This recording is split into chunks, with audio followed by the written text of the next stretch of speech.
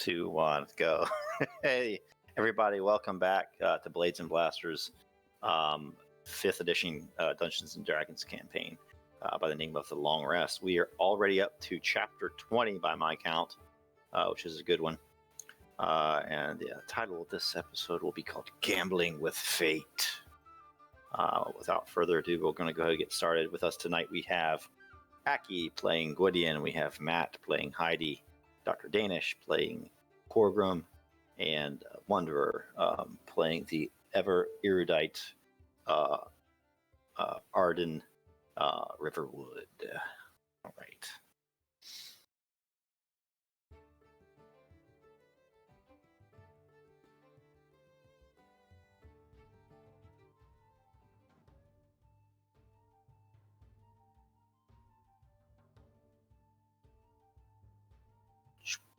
Should be able to see that. Yep. Yep. And here we go, as I am wont to do.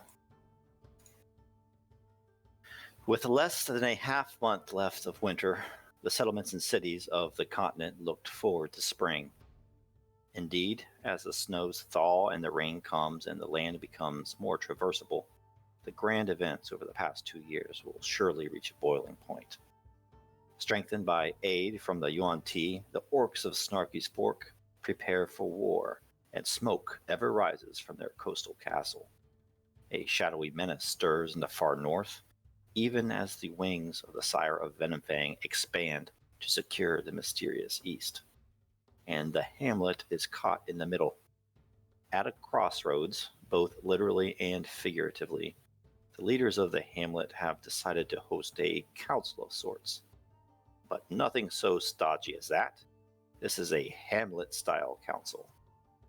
Surely there will be dealing and backroom negotiations, but there will also be gambling, food, drink, and merry songs sang in dark times. And so it was that on a crisp day with a crust of snow on the ground, the leaders of the Hamlet stood outside, waiting for convoys to arrive from far away.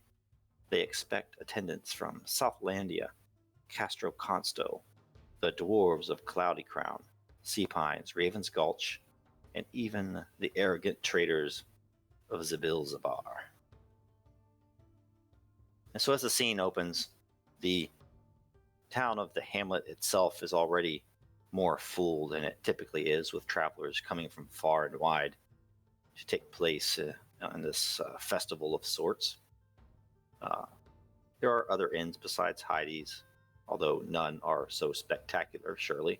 But it's a fairly crowded street, as Arden Riverwood and Corgrim and Gwydion and Heidi, among others, are gathered outside Paquin's Rest, near the main thoroughfare leading into the Hamlet. Any moment they expect the VIP visitors from far and wide to arrive, with or without fanfare. And as they stand there, there's a little bit of snow under their feet. It's a brisk 40 degrees. The snow is somewhat melting. And I'll let you guys take it away.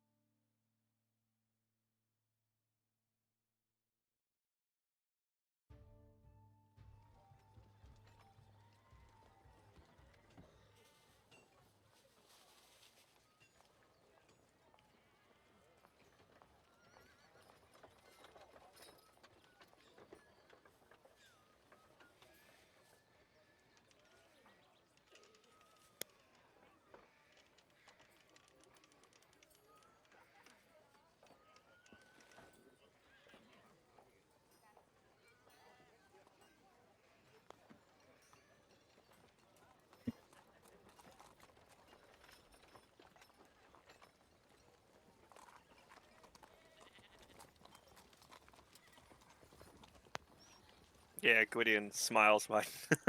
I suppose I would quite not like to lose more gold myself. Perhaps we'll have to try again. It was quite fun, and I don't really have another use for my money for the time being.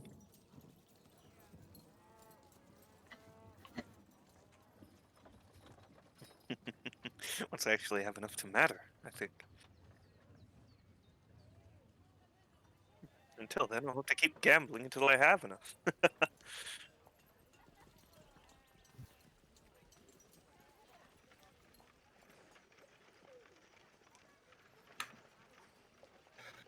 Oh, my financial resources are quite sound, thank you.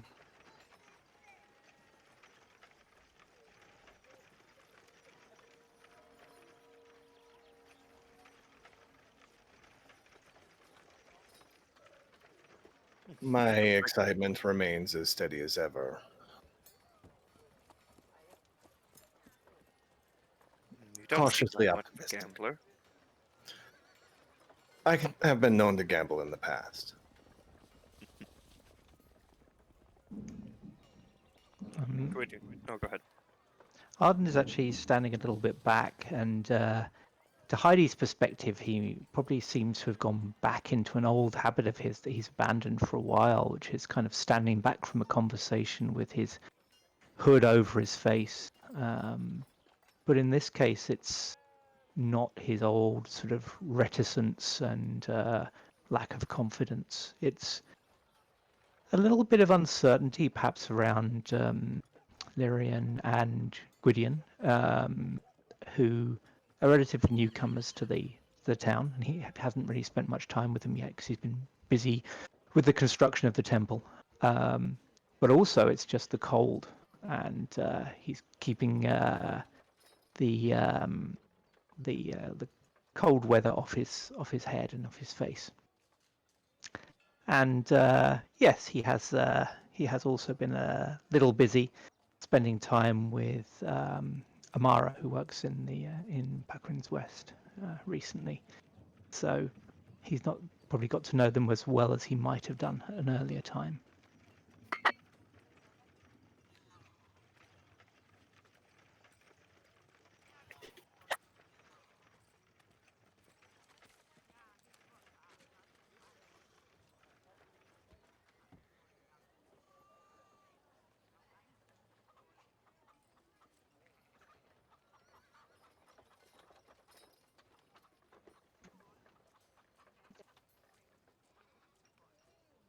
He smiles and says, "Interesting. I've never actually thought of using it to warm the cheeks of another. That's something I should really note."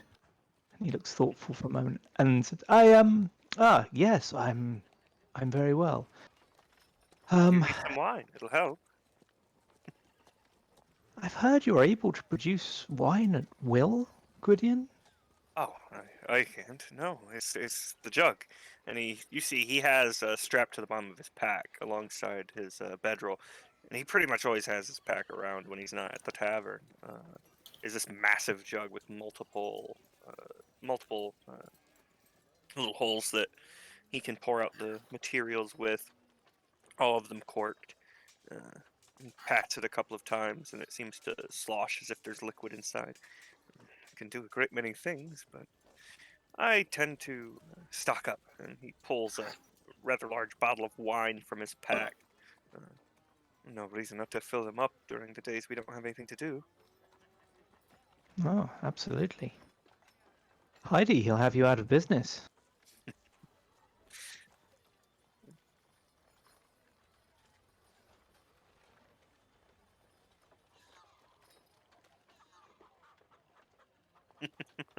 Oh, I don't think you would ever want to cut me. I'm too much fun. And watches the conversation between them, and he's trying to gauge just how much there is between them because he's kind of aware of he's very much aware of Heidi and Balabros and suspects there's something going on with Heidi and Elwyn as well. And the thought that there could be something with Gwydion as well is starting to make his head spin. Yeah, you see, there's like a little bit of a wink and stuff, and he certainly seems fond. He's not as he's far less distant with Heidi than he is anyone else, probably, and then Balbs, and then maybe Marv. But aside from that, he's pretty distant with most everybody. But he seems to get along fine with Heidi. Arden sort of hides his disquiet by turning to Lyrian and says, I do not think we've been properly introduced. I am Arden, Counselor of the Arcane. Ah, yes, it's quite a pleasure to make your acquaintance, Counselor. You may call me Lyrian. I've heard quite a tale about you. Not all true, I hope. But I'm no Terric. He, Definitely not, but you have merit as well. Thank you. I hear you are a purveyor of information, and he drops his voice a little quieter. That is correct. That is my trade. I take it you will be very much on duty during these whole proceedings.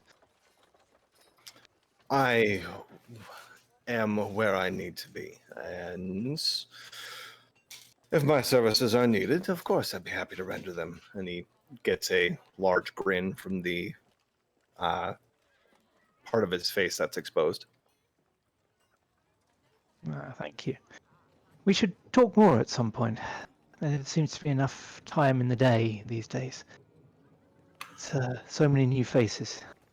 That would be wonderful. I have some questions about your arcane ability that I would like to follow up on. Oh, gladly. This is now my stock in trade, my duty for the town. So I'd be glad to answer some questions. He As long as inclines his head. as long as you're buying the ale, of course. That can be certainly arranged. Excellent. And Arden smiles and then turns his attention back to the road. And as you turn your attention back to the road, you hear coming from around the bend what sounds like a lute and some gently singing voices.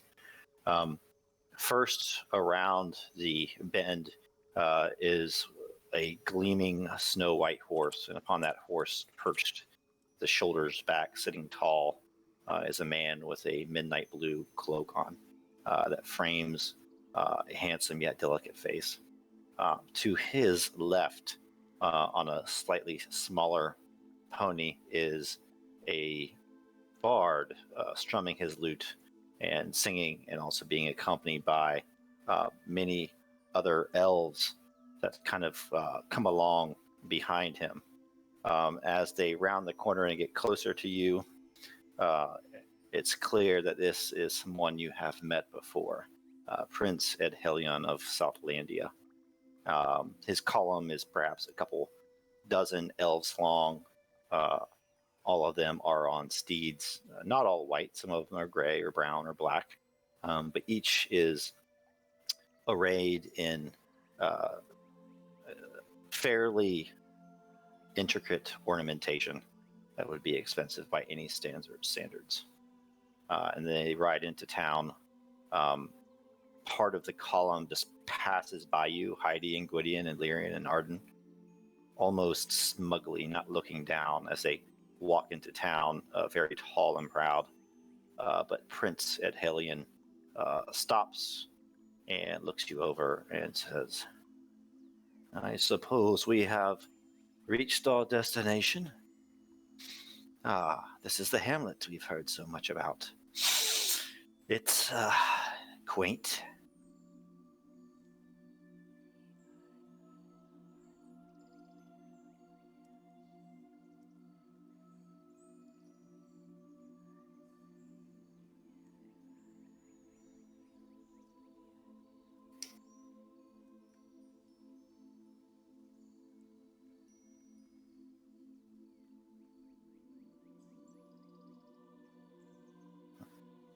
Our land is over 6,000 years old, Heidi Den Ezra.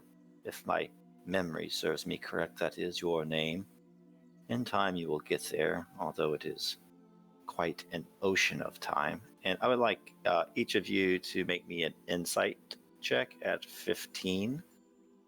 For each of the parties that arrive, I will let you kind of get a first impression, just a gut feeling about the emotional state of things. And if you get it, yep, Lyrian got it.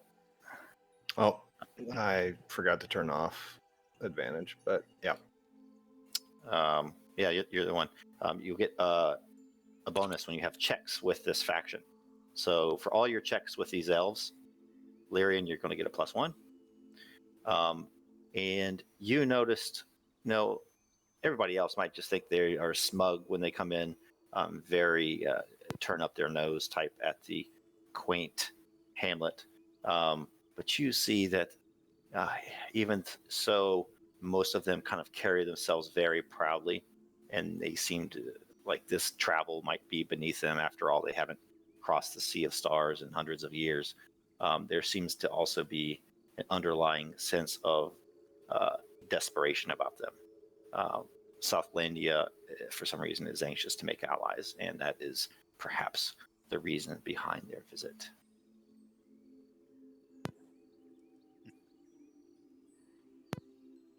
I will finish my salute and stand up, and you grace us with your presence in these lands, my prince. The rest is just down the way here. That is where most of the negotiations as well as the merriment will be taking place. Most excellent. Myself and my party are wary from travel. In fact, there were several unsavory sorts we did meet upon the road here. Not far behind is a coalition from some castle far to the east. I knew not, but they spoke very brashly and with great emotion. I would prefer not to have room and board close to them if that can be arranged, Heidi. I can definitely make sure that is arranged. Of course, I'm sure you'll be staying at Paquin's Rest, and Arden, I'm sure you can find a generous guest to the east, another rooms or a few rooms in some of the other taverns in the town, eh? Absolutely, I will take care of it. Thank you very much. And My lord, before you leave, might I ask, where did you make landfall at? Huh. Well, I haven't looked at the maps in some time, but if my memory serves me correctly, we landed near Porto Ande, just across the Sea of Stars. From there, we traveled north along the Strade Sale past the Salt Marshes. Dreadful place, that. Before striking west on the old trade route. That's where we ran across this man going by the name of Count Nobio, although the tomes in Etelas mention nothing of this kingdom. And Gwydion, seeing an opportunity, takes a step forward. Um, it is my pleasure to meet you, Prince Idhelion. And he gives a very deep bow, and remains there for a good moment,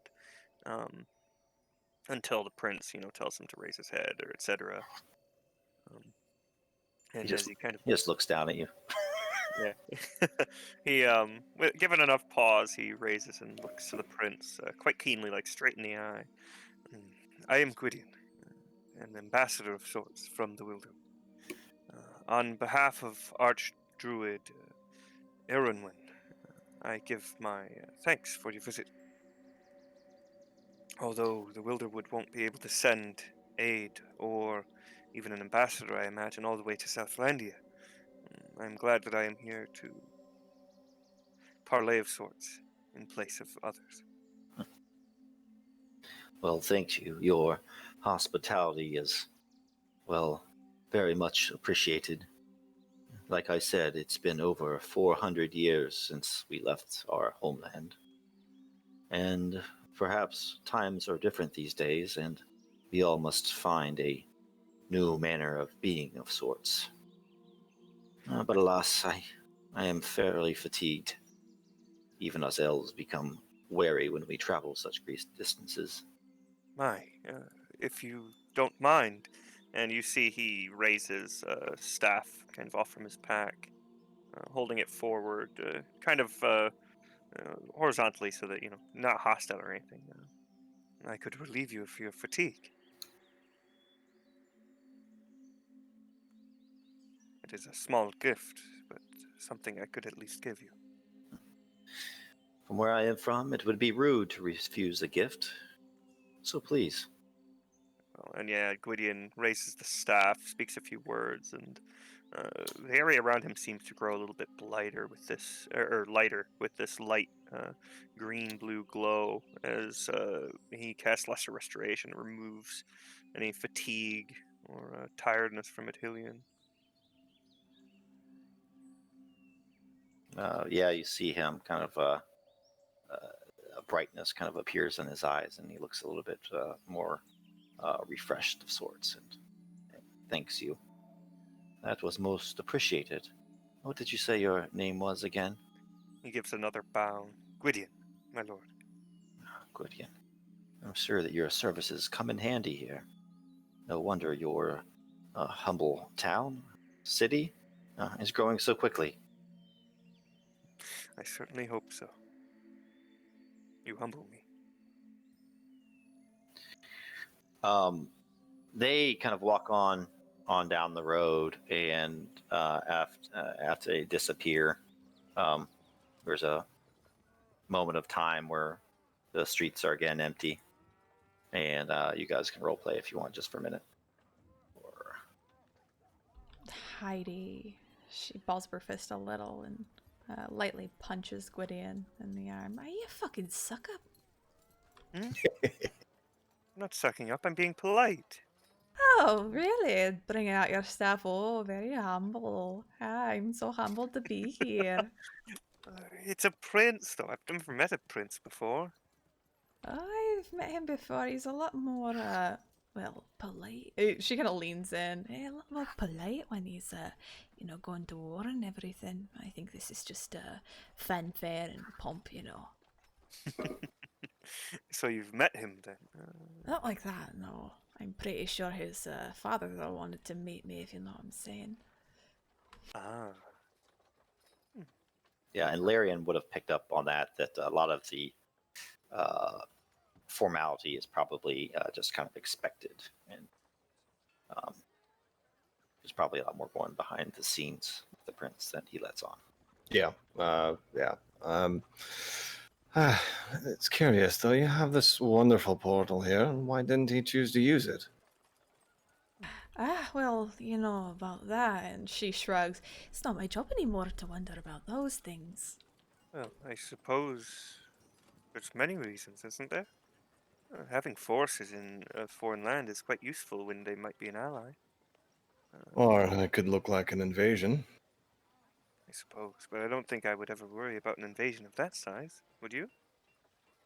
It's my job to worry about those things, Gwydion. If anything, they've put themselves at great risk coming here. I think it is quite a show of, well, faith.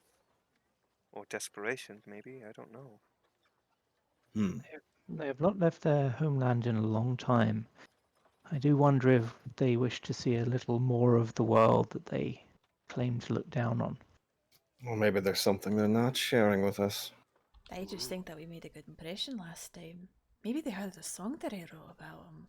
That's probably You wrote why. a song about them. Aye, about the battle with the UNT. Oh, do you have it? I'd quite like to listen. Of course I do. I always have it. And she gives a very wide smile at Gwydion. Well, he kind of motions. Go ahead. If God wait damn for it. the others, after all. I was going to do it in front of the prince. I Yeah. see. As you It start shows to argue, sacrifice. sorry to interrupt, but It's fine. the what happens next does interrupt you somewhat. You hear not a fanfare, but trumpets kind of in the distance, and you see from around the bend next, kind of opposite of the elves, it's dozens of men kind of marching up the road. At their head, there are a few horses, 3 or 4 horses, and behind them, streams these banners that are mounted at the tips of lances, banners with blue and yellow and red streamers that kind of stream in the winter air. And as they get closer and closer, you can see that among their number are knights in kind of polished armor. And whereas the elves are very graceful upon their entrance, there's a very kind of a militaristic entrance, and this man is at their head. And they kind of march in. They all stop, and they formally salute all of you. And you can hear gauntleted fists slam into their armor as they pound their chest and salute. Hello, I am Count Nobilo. We have arrived at our destination. Ah, this is the Hamlet I have heard so much about. It is somewhat smaller than I imagined, and not as defensible as I imagined. But, and he kind of looks down at all of you. But the women are no less beautiful. Allow me to introduce myself. Count Nobile of Castro Consto. And who might you be? He looks down at Heidi first. And Heidi gives a very polite bow and a very soft smile to Count Nobilo. I am emissary Heidi Den Ezra. It is quite the pleasure to make your acquaintance.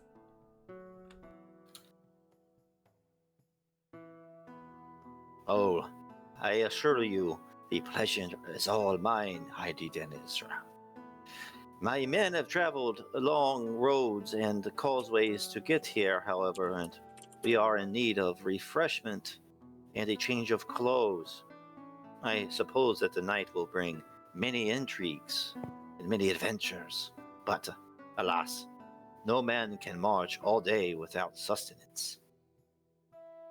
Oh, of course, I commend you on marching for so long without going on any sort of, taking any sort of time to yourself. And we thank you for coming all the way to the Hamlet. I know it doesn't seem very defensible, and though we have repelled an army here before, we have built quite the city in such a very short time. We expect quite the growth, even more so next year. Well, I look forward to it for one. The castle at Castro Consto is always looking for new trade partners. After all, we are taking in many refugees from the east. Lyrian looks at these folks as they roll in, and his insight serves him well, as it always does. They obviously pride themselves on military might, and he knows a thing or two about Castro Consto and that kingdom to the east. They basically stand at the road into the neck, which is where you are. Let me just change maps real quick. Mm-hmm. Yeah, it's pretty much the stopgap, isn't it? Yep. They are kind of the last place here. You go through the Dragon Saddle, and that's kind of the entrance into the mysterious east.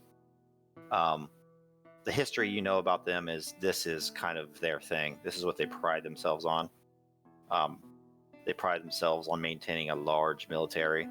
They likely are not in need of allies, but you also know that they are also not one to shy away from gold and other resources that can keep their military sated. One thing he does say that might pique your interest a little bit is the mention about taking in refugees coming from the east. And he kind of continues. They are diseased, all of them. Most we put down outside the castle walls, filled with pox and boils. It is a grisly sight. No doubt some sort of devilry cooked up by the power that now dwells in the eastern deserts. Gwydion looks a bit distraught. Refugees? And with a pox, you said? Aye. The travelers coming up the road from the east, they emerge from the desert. Many of them are very suffering from delirium. They are covered with boils. They speak of a disease that has ravaged many villages there. Gwydion, I don't know if everybody would spot it, but I imagine Lyrian probably would. As you see Gwydion kind of clenching his fist and his teeth, he seems very frustrated with this news, to say the least. That Almost sounds angry. truly terrible as I try to step in front of Gwydion. Count, what is that? Nobilo? Nobillo. Nobilo. Sorry, it's really tiny. I gotta zoom in. The accent is on the I. Nobillo. That is truly unfortunate, Count Nobilo. Hopefully you're able to take in the refugees that are not pox-ridden, but we've all heard tales of the corrupt magics that plague the land to the east, and one might say it's of their own making that this pox has fallen upon their lands. I would not think so. I don't think anyone deserves such a pox, Lyrian. Well, when you're ruled by corruption and degradation day in and day out, it unfortunately falls on the shoulders of the people eventually. Oh, this one here speaks with great wisdom. You being, and he has to almost look up to you probably from his horse. He says, perhaps you need to travel the world more. In the East dwells powerful magics that are both wicked and unsavory. The dwellers there deserve what comes to them. No doubt they have served their masters for so many years. You ask if we take in these refugees? There are some artists from time to time, the random craftsmen that we take into our walls. But no, most of them have been put to the sword. And their women and children. Some of them are, yes. And of that, I am sorry. But the kingdom of Castro Consto has stood for over 1,000 years. We do not take our security lightly. Yeah, Gwydion sighs and gives another bow. I apologize if I was rude. It is simply a sad thing to hear of. I understand. My Such lord death- Count, you'll have to excuse the poor boy. He is from the Wilder Wood. They're sheltered from the ravages of war. I do not know of this Wilderwood. Please tell me more. The map makers of Castro Consto's gaze falls ever to the east, for that is where the threats usually come from. Ah, Sometimes I think they should explore more themselves.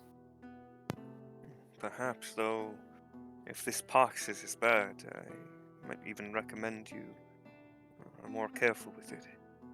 But yes, the Wilderwood, it is a lovely place. The forest to the north, along the Teeth. Hmm. It is expansive, almost jungle-like. Oh, Beautiful. perhaps this evening over some wine in a game of 38 special or something else, we can talk more about this. I would But very for much now- enjoy that. Yes, for now I must retire. May I offer you the same blessing I did to Prince Hellion? And he raises his staff again. A simple spell to relieve you of your fatigue. As you do that, the guards cross their lances in front of you. I am sorry. It is not our custom to allow ourselves to be touched so recklessly by one we do not know the dangers of. You are wise. That is fair. I suppose the best I can do is offer you some wine then, once we settle down for negotiations. Now that I shall not refuse after my taster tests it. Of course. And with that, the count and the two horses flank him, kind of head into town, and so do the soldiers. And there are a few moments. I mean, there are some grumbling sounds from down the road, but again, you're kind of left alone in the street.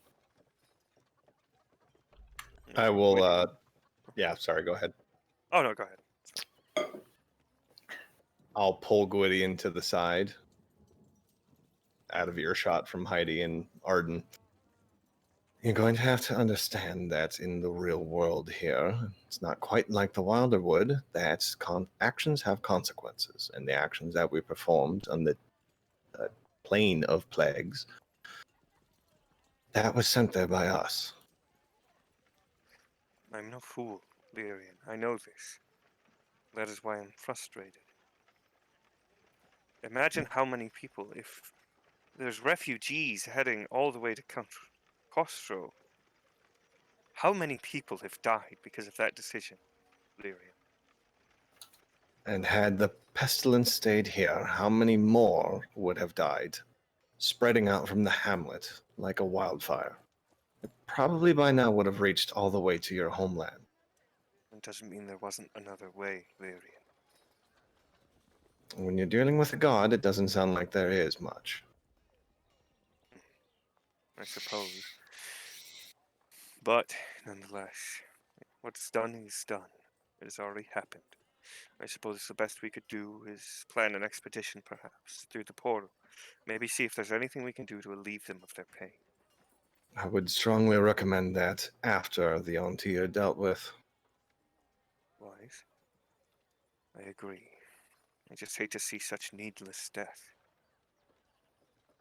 It is unfortunate, but we are in a war, and lives are lost on either side. Now, if another noble or high-ranking individual comes from a region that is plagued by decisions we've made, I would ask that you please keep your emotions in check. I will try. I'm usually fairly good at it, but the situation, the choice Marv made, it's stayed with me. I cannot help but feel there's something I could have done to... I don't know. For now, I suppose we have more visitors coming. That Let's is true. impress them, yes? Correct. As you say that, as if on cue,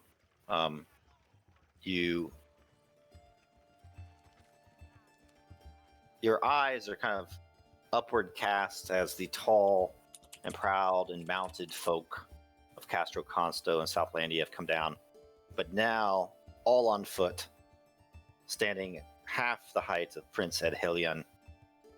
You see 24 dwarves, and they trudge forth. Come on, boys! Heave-ho! This salted meat isn't going to pull itself, nor will all the gold. Although I expect to leave here with a fair amount more than we came in with. Heave-ho! Around this bend, boys. Ah, there she is. The Hamlet. The town that's being called the Jewel of the Neck. And we'll take her for all it's worth. And kind of heavily armored and kind of at the front of the column comes one particular dwarf. And he arrives as the men or dwarves behind him go ahead and just pull covered wagons, uncovered wagons, filled with what look like food stuff, wares, gold, gems, precious objects into your town. My name's Nim Brimblefoot. Who be the man or lass in charge here? I've come to make you all bloody rich. And Heidi bows to Nim Brimblefoot. I be emissary Heidi de Nezra. Unfortunately, our mayor be a bit busy with some preparations for us this evening, but he thought it best to send me to say hello. And I'm quite glad he did. Well, it's my pleasure to say hello to you, Heidi. I take it you have nothing against being rich? Of course I don't. I fully endorse quite the lot of money that you both acquire and have. I'm quite envious, to be honest. And she puts her hands on her hips. You're putting Hamlet to shame there. Well, I expect to fully leave 3/4 of this here in your possession. Myself and my men, it seems, we drink too much, we gamble too much, and we sleep too late in the morning. Oh, I'm sure you're quite the gambler. I can't wait to see you in action. She gives him a bit of a wink. He laughs and strokes his beard with his right hand and twiddles his mustache with his left as he speaks with you.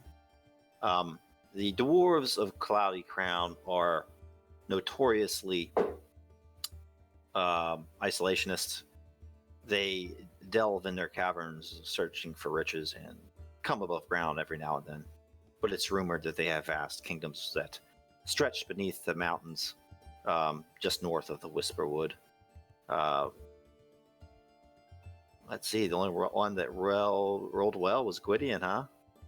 Looks like it. Yeah, the Wilderwood has a little bit of a past with dwarves, because humans and dwarves, as well as the elves, all three of them tried to settle the Wilderwood, but the Furbolg ended up siding with the elves and driving the others out. So they've never got on particularly well with dwarves. But you're still going to have a +1 with your interactions with them. Nice. And the stories you do know, though, yes, indeed, many years ago, there were exits from the mountains that kind of broke out near the Wilderwood. If you look at the map, I'll zoom you guys over there again. Here is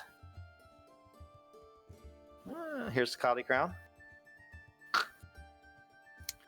And so the rumor is that these kind of caves and stuff extend all the way up into the mountains, all the way up into kind of the kind of southern reaches of the Wilderwood.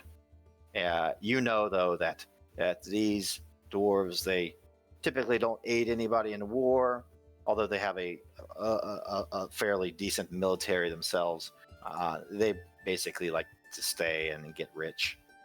And despite what the dwarf said, they are notoriously stingy yet good at gambling. And he's likely lying about the fact that all of his dwarves are going to be losing all their money during this trip.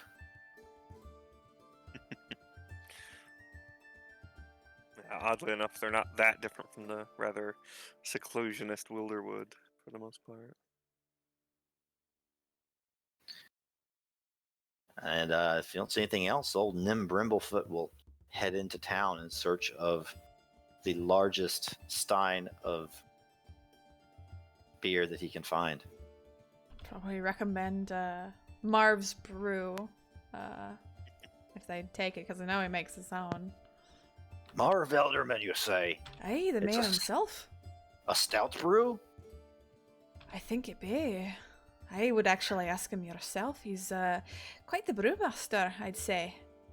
That's why we I'd made be him glad to do that. I'm tired of drinking that watered-down piss that's imported from the old empire.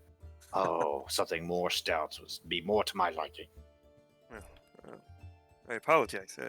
Gwydion, of course, steps forward and bows. I'm Gwydion of the Wilderwood.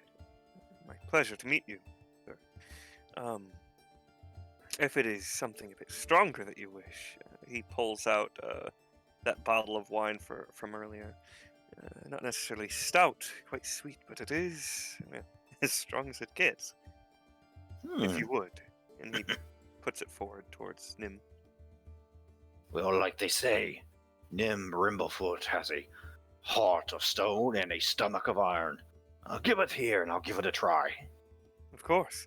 And Gwydion passes the wine over to him. I dare say that's good stuff, although a bit too sweet for my liking. Add a little brandy and it should even it out. Well, you are a man of taste, aren't you? I am a man of great appetite. What might your name be? Yes, Gwydion. Well, I look forward to a game of cards with you, and perhaps you can bring some more of that good stuff, eh? Oh, of course. As much as you could please. As is the custom, the dwarves enter town.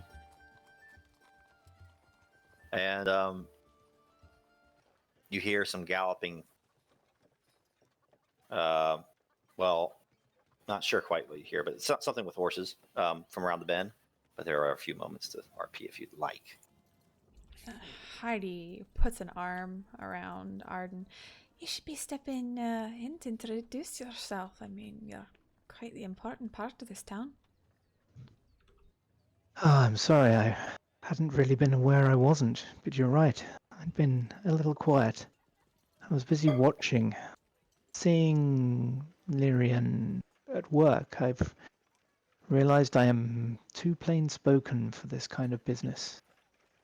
This calls for tact and diplomacy. And, Or you can just be charming. That works too. I don't know. I just like being nice and giving people things.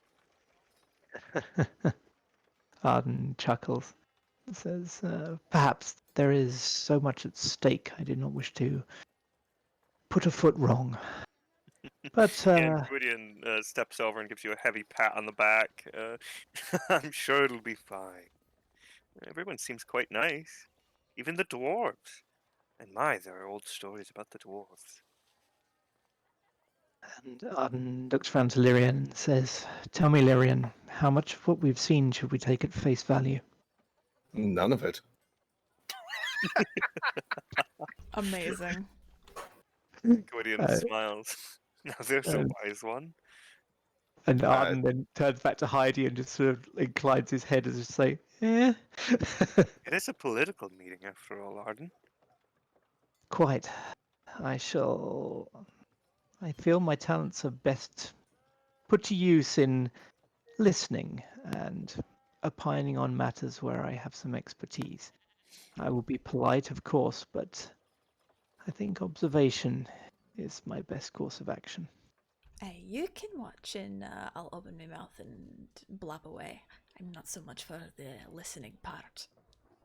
Heidi gives a wide smile. But you are always so charming, Heidi. And I I'm know. quite sure that your honesty will reveal things that Lyrion will find very useful. I'm sure it's not just honesty. That's going to reveal some things. And Heidi kind of adjusts the corset a bit, pulling it up. Hey, it doesn't take honesty for that. He smiles wide at Heidi. Well, as long as Arden goes everyone- bright red. Exactly.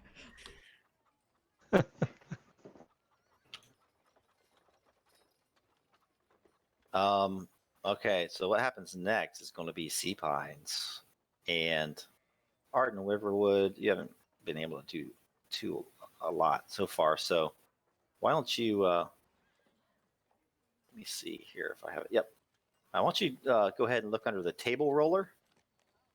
Table roller. It should be a Okay. token macro. Oh, okay. And why don't you roll on the table of big events? Ooh, See what happens. everything dies. Delegation from Sea Pines was ambushed southeast of Snarky's Fork. Dozens were slain without mercy as orcs materialized from the wilderness.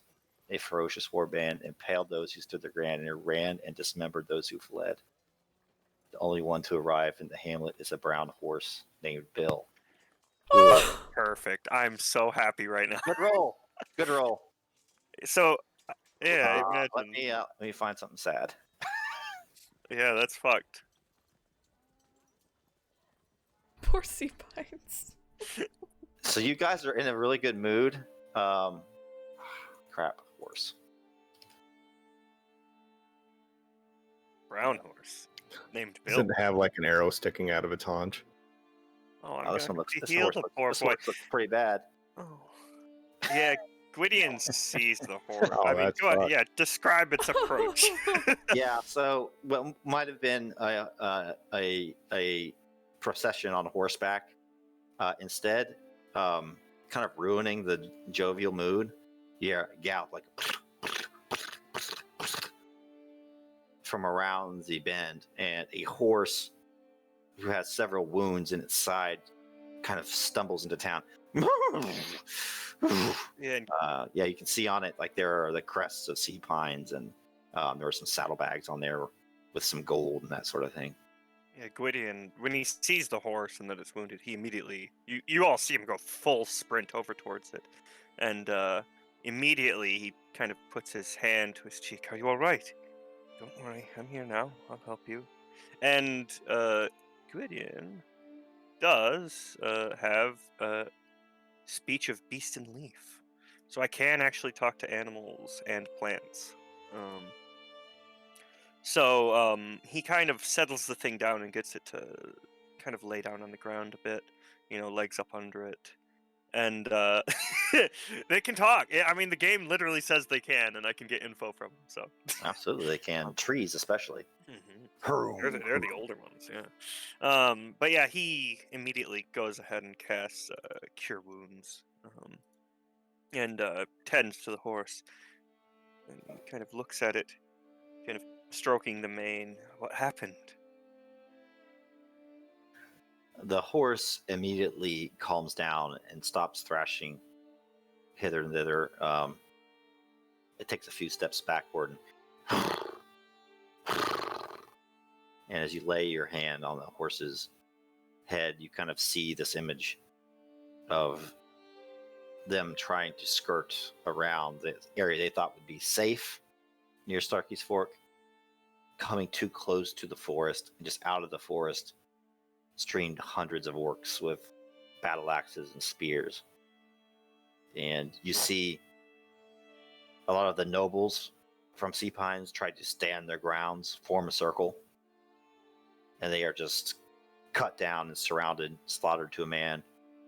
Some of them tried to break and flee, like running back south to Sea Pines, but they are chased down by orcs that are mounted on something looking like great wolves.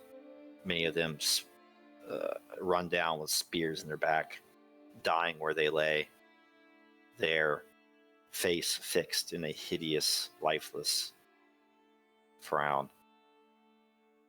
Gwydion, if anyone approaches, you see the color as the horse neighs and whinnies and such. He grows more and more pallid, this very, very light gray compared to the more darker tones that is usual as the blood kind of drains from his face and he's aghast. And he holds his head up against the horse, his brow to the horse's brow, basically, and kind of strokes the mane. Don't worry. You've done well to come here to tell me what happened. Thank you. I'll take care of you from now on, all right? What's your name? Bill, is it? Bill. All right. Very well. He continues to stroke the horse's mane as he looks to the others. Yeah, you get an image of a tall, handsome farmer with grayed temples. He used to be a draft horse, but he's kind of retired and lives a peaceful life until this happened. Bill, unfortunately, has been slain, or Bill's owner has been slain. Oh. Gwydion. I mean, you guys actually see he's near in tears at this point, having known what has happened to all these people that were. It happened to them because they were coming here, because we called for them essentially. And he seems quite sorrowful as he turns to them. Sea Pines will not become. What do you mean? They've been routed, cut down to the last. At least their delegation. Oh, shit. Poor Bill here's the only survivor. Ow. Bloody orcs. The orcs, yes, they ambushed from the wood. They killed them all. Those that stood their ground fought, and they tried, but those that ran they were chased down and torn asunder. I'm sorry, Bill. And he again continues to sit there alongside the horse. All the more reason to form an alliance, I'd say. It is. Just shows that we have to make sure to defeat this orc incursion as fast as possible. Incursion. He kind of turns to you, Heidi, with tears now running from his eyes. This is no incursion. This is an army. They've already raised their kingdom, Heidi. They'll just keep spreading from there, the same as us. Well, whether it's an incursion or a bloody army, I got to fucking kill them then. Doesn't matter. I just have to get rid of him so this doesn't happen again. Yes, this cannot stand. It cannot be repeated. And then Arden seems to kind of run out of words, and he bows his head, and he can be seen muttering prayers.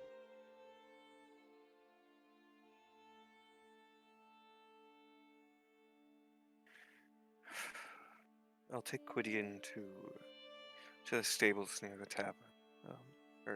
Bill, even. I'll be back momentarily. Right. And he pats Gwydion on the side. Come on. Or Bill, I keep... He pats Come on, Bill on the me. side. Let me give him a name. Come on. Bill the Brown Horse. It's Bill Bill the Brown Nye. Horse. Yeah. Gwydion, rather swiftly takes Bill over, gives him some food, some water, puts a little bit of honey on some of the oats for him. He has several vials of it, which he mixes in some of the grain and leaves Bill in the stables before returning.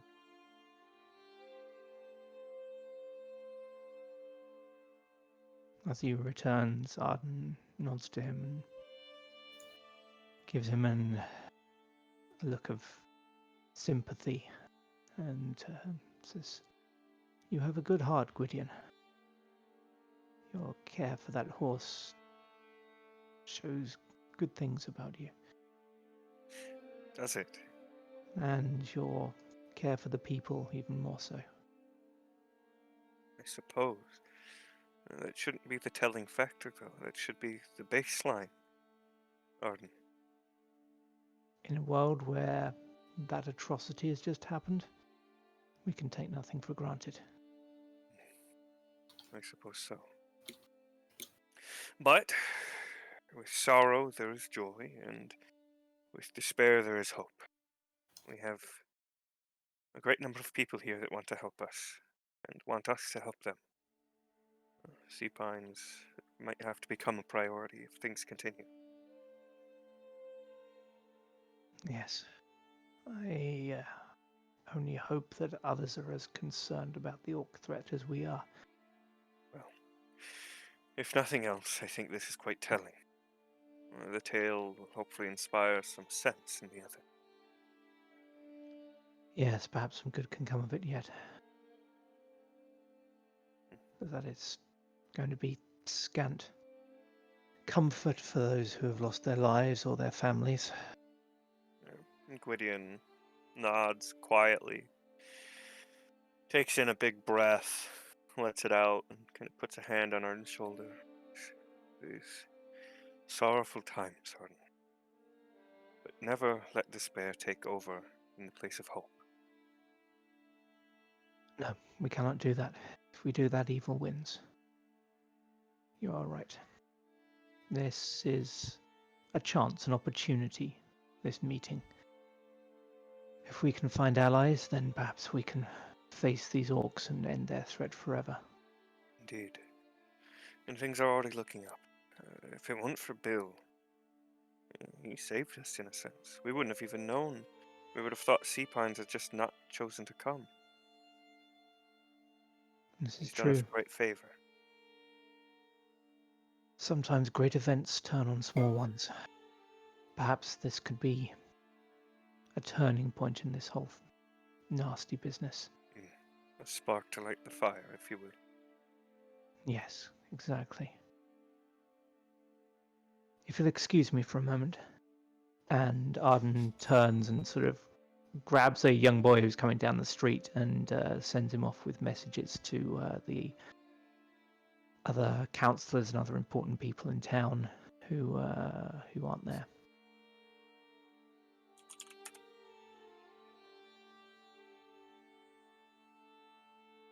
Hello? Am I a young boy? Hello, young boy.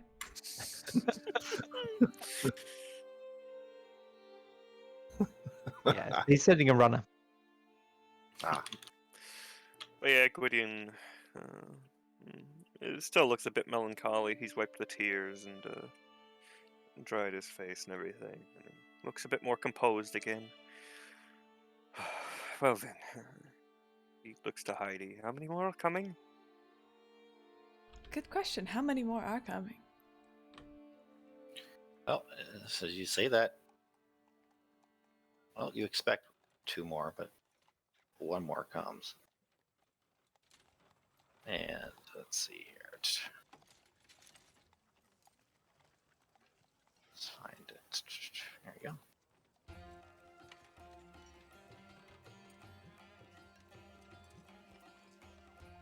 go. Dressed in colorful clothing with long coats, feathered caps, and so forth. From around the corner next comes the former orcs of Zabilzabar. They look to all of you like they belong here, like they own the place. First one to arrive is someone you guys all know already. His name is Urum the Strong. You first met him 2 years ago in his orc form before the magic of the Whisperwood was dispelled. What are y'all looking at? You look like somebody just chopped the head off of your bloody dog. I thought you invited us all here to gamble and drink. Why the long faces, Heidi? Heidi blinks, pauses for a moment, shakes her head. Hey, just, well, you look quite handsome now. Congratulations. It's nice to see you. It's amazing what dispelling a bit of wicked magic can do for your complexion. And I think my teeth are a mite bit more attractive now without the large canine fangs. I don't know, the large canine fangs are what attracted me to you in the first place. Shame to lose them. Oh, if you know a good costume maker, I'm sure he could fashion some for me, Heidi. We could have ourselves quite a bit of fun, eh? Heidi fans herself with her hand. Oh my, you're getting me going this early. You're gonna have to feed me a few drinks before that. But like I said, me and my boys are here to gamble and whore. Or whore and gamble in that order. Well, but first we need a bit of rest before starting the night. Oh, of course, our lovely counsellor over there, Arden Riverwood. He's got a place set up for you. She'll gesture over to Arden. Arden was in a bit of a reverie. He seems to have been back in prayer, and he sort of comes to with a start and said, yes, I have quarters ready for you. Please, if you'll follow me. Damn right, I'll follow you. My feet feel like logs. This winter travel's not for me. Let's just hope that a bit of the cunny is at the end of the road. Always is here in the Hamlet. My George R. Martin language scripted in. The cunny. Yeah, Arden Gwydion was looks speechless. visibly brightened by these folk and their blatant reverie. Yeah, you got no insight for them. You all know they're a bunch of bastards, but they are reliable trading partners and profitable trading partners. So you have kind of tolerated them. Yeah, and with that, we'll let you guys role play, and we'll move on to the rest of the night as everybody kind of moves into the inn, and night falls, and the drinks start to flow, the coin starts to exchange hands, and negotiations and alliances perhaps could be on the table.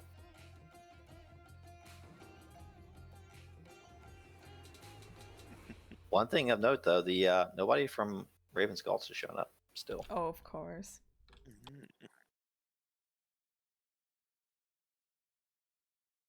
Should there be one more coming?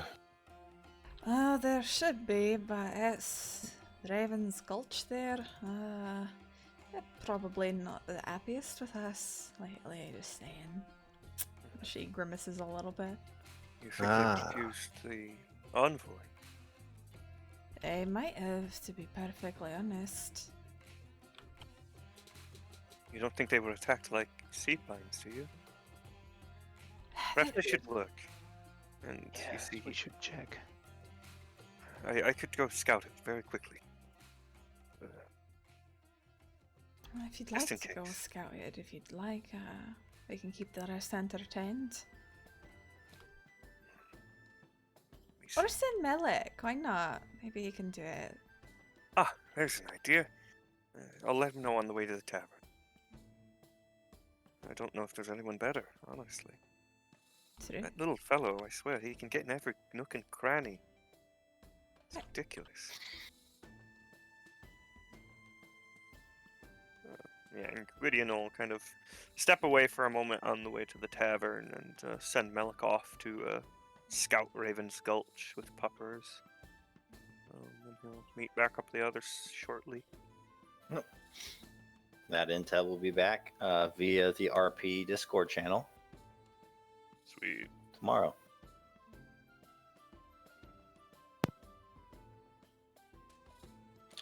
So, as the night falls outside, the inn is full. It's fuller than perhaps it's ever been.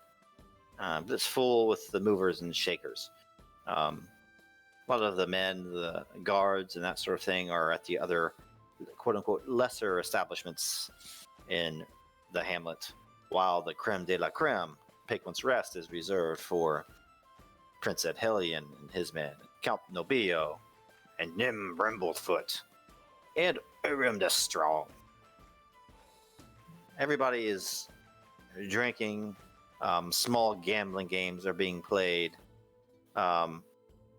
Heidi Den Ezra, you've hired some men and women to kind of run card tables and that sort of thing. And midway through the night,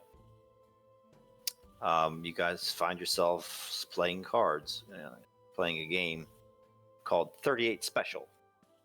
And I'm gonna put something up here for you. You guys can role play and wheel and deal as you're playing these games. And as a side effect, a large amount of gold could possibly exchange hands. Ooh. Nice. Let's see. So it's very simple. You play for it with lots of people. You ante in, okay? Basically what you do is you roll a d20, and I have a macro, I think, is it set up?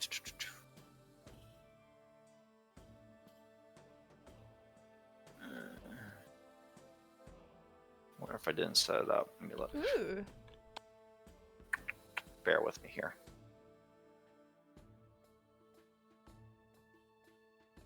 Let's see if I have macro. I'm so excited about this. I have dragon chess. You have so many macros. Oh, here we go. Card games should be for all of you guys. Oh, I Card see. games. Yep. And what That's that will allow you, what that will allow you to do is just whisper to yourself a dice roll. Okay. And I'm going to go on honor system about the real dice rolls. If at any point you want to cheat, Couldn't we just /WGM? That way you can see it and we can see it. well, I don't want to see it. Because I'm Oh. going to be gambling against you with the NPCs. Oh, I see. Sorry, Okay. where is it again? Yeah, Card I can games. see it. Yeah, I don't have that. Me neither. It's on the table roller? Or? It's a token macro. You all have it. Uh, Oh, Nope. weird. It oh doesn't wait, pop up for me. no. Air effects, Alefest treasure. No. Oh, visible to players. Hang on a second. There you go. Now you should have it. Ah. Yes. Now it'll let you roll the dice and it'll just whisper it to yourself. Okay, the way this game works, basically you roll a d20, round of bets go around, you roll a d12, round of bets go around, you roll a d6, okay? Perfect hand would be a 38. That beats everything, because that'd be, 20, 12, 6. If you roll 3 ones, that's the second highest you can get. And otherwise, it's the highest score that wins, okay? Now, each time it goes around, it's just like poker. You can raise, you can call. You bet. So that makes sense? Aye. Mhm. And let's see who's at this particular table. Count Nobio and Prince Edhelion. There's several others with them, but they're having a heated discussion. You can kind of overhear Count Nobio. Well, I've heard tales of the elves of Southlandia, but to be honest, Prince Edhelion, you're not Majesty, but what is your proper title? Edhelion would be fine, he says. Well, I thought they were nothing more than wives' tales. After all, you sit there on your island and not doing too much at all? Well, Castro Constable holds back the great evil in the east. Kind of overhear Edhelion saying, we hold back our own evils, Count Nobio, although I'd rather not get into it right now. I'm here for merriment, not to think of war. Well, suit yourself, Prince, but war has made my people strong. And you see this particular hand, Count Nobio wins, and he takes a bunch of gold bullion and scoops it into his lap. Ha ha ha ha!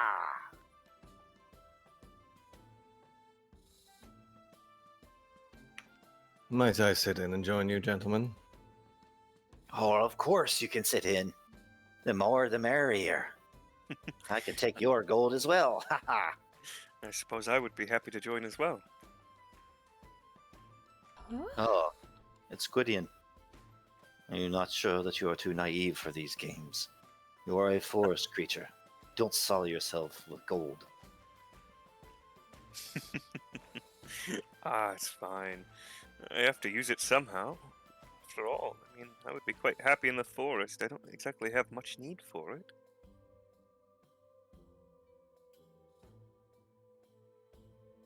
This will be easier to sit around tables, I think, actually. Oh, sweet. Yeah. Nice. All right, so we have the Prince, Count Nobio, Lyrian. The Bard is singing tales of Prince Edhalion's courage as they all gamble. Anybody else step up to the table?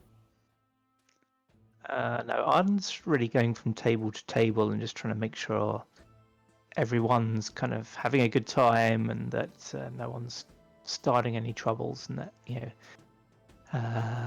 just trying to smooth things over before they smooth problems over before they happen, basically. Yeah, Urim the Strong and Nim Brimblefoot are in a heated discussion about the values of certain cuts of gemstones. Right. Amazing. Arden will appear in the middle and start agreeing with both of them and convincing them they both agree with each other. Heidi will join in with the card game. And as you sit down, a chord rings out, cling, as the Bard announces. And so the games begin. Gold flows like wine. And the Count Nobio says, very well, I'll start the betting, since my pockets are no doubt the deepest here. How about, let's see, 300 gold pieces to start? Well, I'd love to gamble, but I don't exactly have that much on me. If you don't have the coin to play, feel free to grab me some of that wine, Gwydion. Now there's a proper bet. I suppose I can share some of my stockpile. Very well. Aye, unfortunately, quite a bit of my money's been gone to improving the town. Oh, I thought they came here to gamble, not play dice in a corner somewhere. Well, we can always make a more interesting bet if you'd like. Oh. Yeah. Nobio looks over to Lyrian as he slaps down 300. Ah, this one. He's a man's of means. Very well. A small stockpile of wine, then, for my bet. if that is suitable to all of you. I might request a great deal more if I walk away from this table, Gwydion. But came here to be entertained, and if everyone is too poor to gamble with me, I would get no entertainment. So I will let you play. Heidi Den Ezra, what do you have in mind? And she glances quickly over to Edhelion and then back to Nobio. I'm sure the Prince Edhelion would not be interested in whatever bet that I could make. But if you'd like, and if you don't mind, and she looks to the Prince Edhelion, if your bard ever needs a break, I wouldn't mind stepping in for him. Of course, being both the owner and, my songs being sung quite literally all over the world, I wouldn't mind performing for the group of you. Yes. After this game, Heidi Den Ezra would be glad to hear your tale. And here's this. Count Nobio may not be as gracious as I, but do not forget the sacrifices you made on those beaches last spring in Southlandia. Here. He kind of scoots over 300 gold to both Gwydion and Heidi Den Ezra. Thank you. That is extremely kind of you, Prince Edhelion. Can both of you make me a perception at 20? Sure.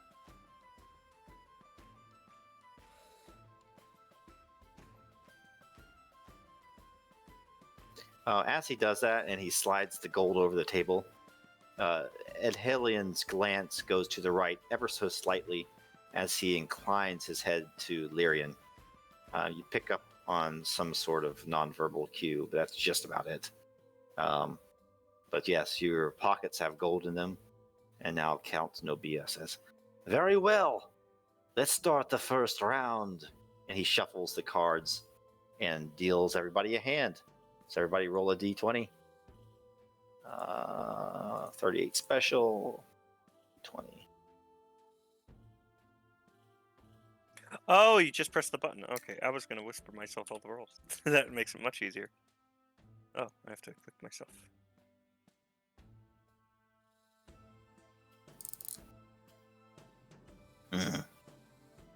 Oh, I like my chances so far. I think I'm going to raise, what do you say? Another 50 here. And he adds another 50 gold pieces to his bet.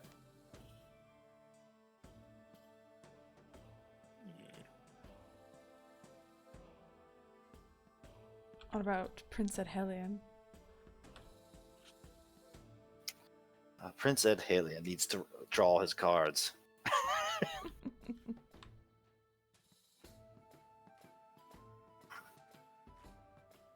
So, very well. He kind of slides another 50 in. Matches it. And Heidi. Do you not have 50? She has 50. Thank God. I didn't expect it to be such massive, right? Yeah. Usually you'd expect like a 50 gold buy-in and then like 300 so You're much. playing with royalty here. Maybe these true, other bastards are a little less. Peasants. Yeah. Yeah, exactly. Gwydion already gambled go all to his the low money. table. Go to the low limit table. We didn't know there was one. Yeah, Heidi will slide in 50 that she has. But hey.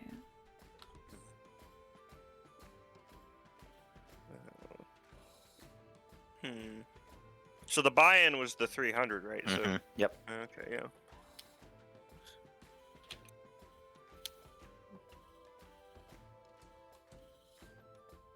Is Count Nobio lying through his ass? No. Okay.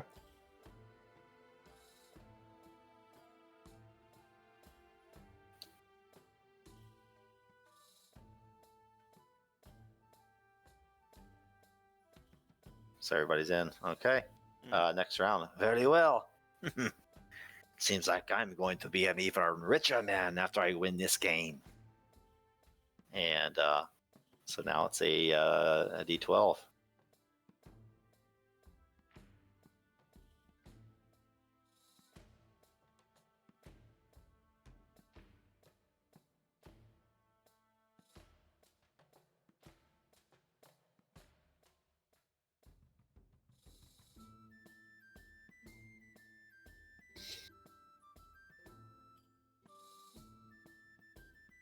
Okay, so everybody rolled? Mm-hmm. Nobio kind of looks at his hand. I think I'm going to stay right here. I don't want to make you any poorer than you already are, Heidi Den Ezra. Perhaps you can borrow some gold from your friend here to my right. Heidi gives a half-hearted shrug. Oh, maybe you be winning the pot. Then again, maybe I be. You don't know.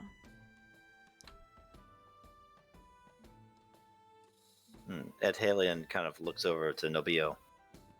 What's wrong, Nobilio? Have you lost your gumption? No. I just simply foolishly don't want to lose my money. Ed Halion says, well, I'm still in, and he slaps down another 10 gold pieces.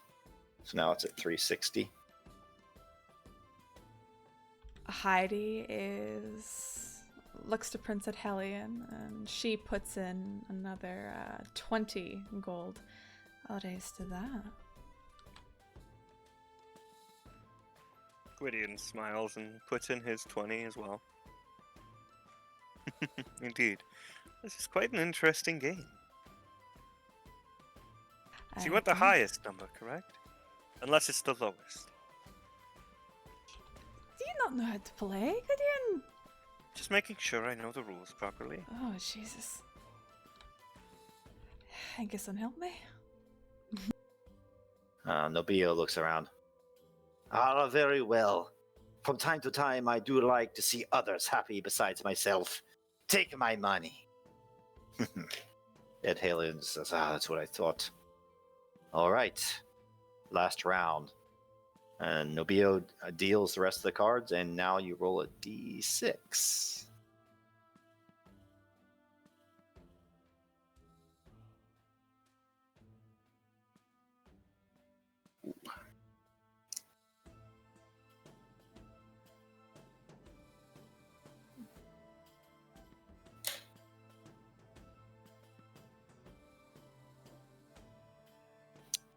Well, here. I think I like 360 just fine. I'm going to stay put, says Ed Halion. He looks to Heidi, Gwydion, and Lyrian as well. I think it's quite comfortable. Heidi, she slides in another 10. Very well. I suppose this is all the money I have. I might as well use it. I'll put 10 in as well. Lyrian will slide 60 in. Whoa! Driving up to 420? I guess Heidi will have to go all in. Which is another 27.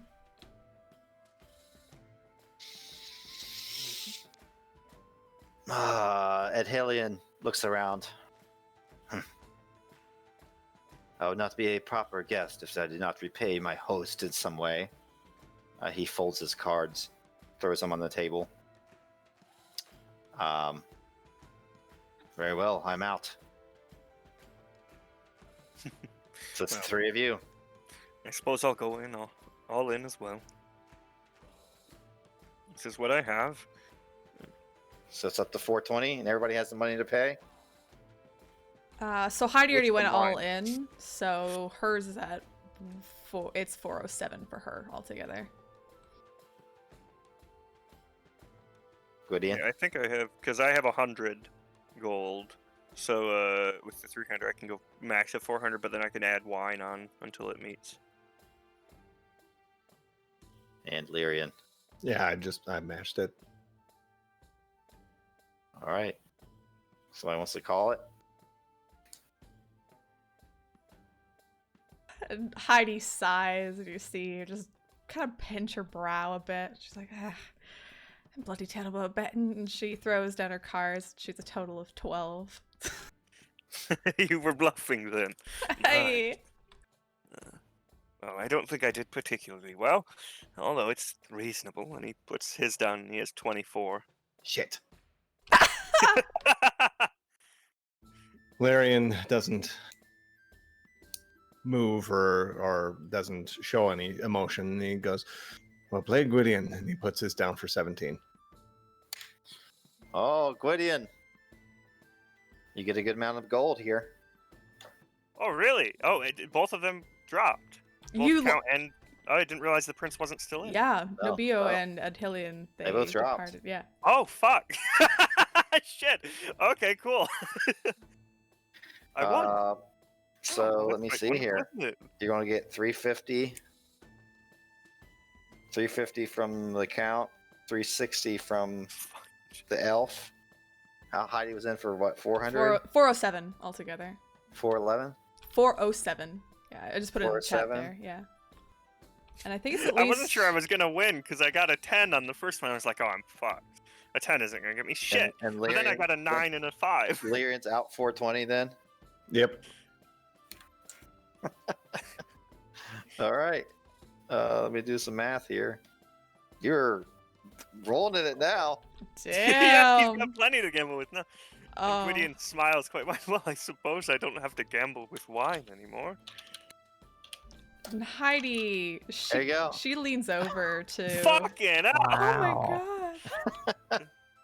Is that with mine or what I gain? That's what you. That's what you. Yeah, That's the whole pot, that's from right? the other four. That's from the other Yeah. four. Oh, Yeah. that's from the other 4. Okay, what you so on gained. top of the 400.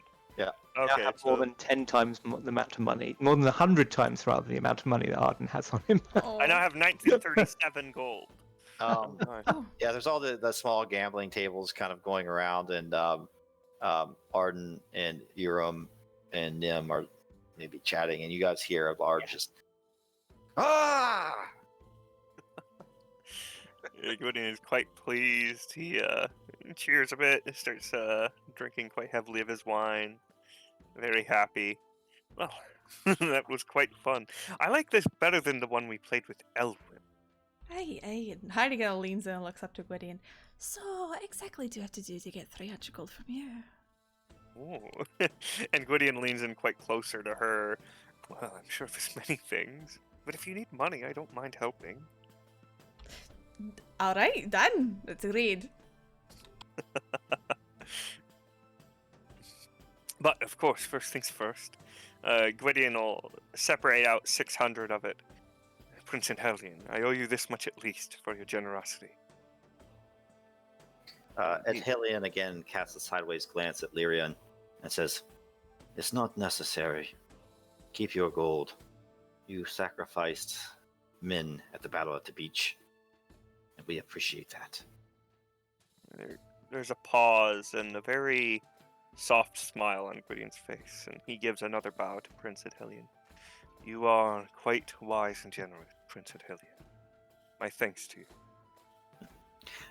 Not to mention the stories relayed to me by one of my captains about that giant monster out at sea.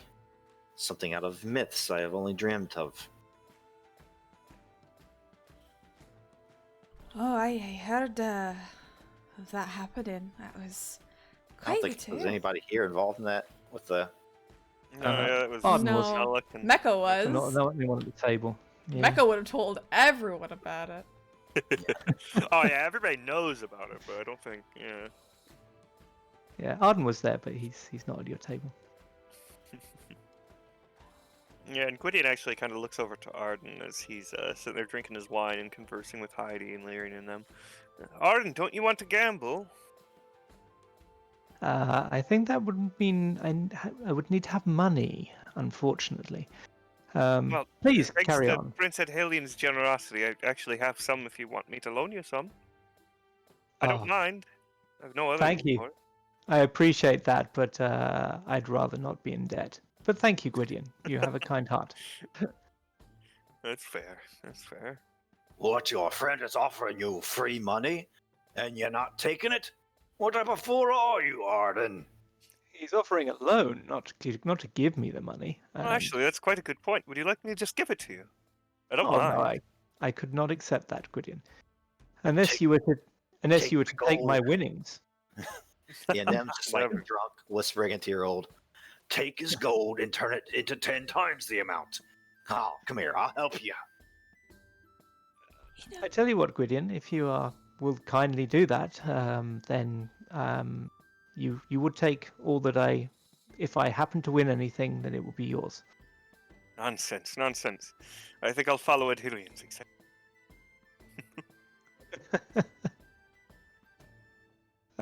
Come then. There's no point in you not gambling. And Gwydion actually stands up, and his wine sloshing around into tall glass, and he he kind of leans down and puts an arm around Arden's shoulder, and he's practically crouching as he kind of pulls you on over to the table and sits you next to him. Come now, let's gamble already. Very well. I can hardly refuse. You're most generous, Gwydion. Shall we go with slightly more doable values this time? I'll start. How about a simple 100? And he passes 100 over to Arden and Heidi. I can't raise with this. Arden nods. Thank you. If you guys want to go another round, we can. Sure. I think one more would be fun. If you give me at least Yeah. 200 there, Gwydion, then I can at least raise. Heidi, she smiles very mischievously to Gwydion. He smiles back and starts handing out the cards. Yeah, I'll keep track of it as well, because I gave them each 100 and 100 for me, so that's 300 there. Not even giving Heidi extra money to raise, you bastard. Oh yeah. In fact, yeah, he'll give you each 200, Yay. but he'll start the betting at 100. That's a good point. Thank you. Very well. We'll start with this low amount. Perhaps after all the betting, we can get up to an amount that makes me more excited to get out of bed in the morning. Ah, yes. I dare say, if it keeps going as it has, your money might fuel the table. My thanks to you, Count Nobile. It's very well. Let's get this business over with. I surely would like to hear Heidi sing her song. Ah, Fine. yes, you've a point there. We'll have to play quickly then. Gwydion will deal the cards. All right, here we go. And it's a 20 to start with.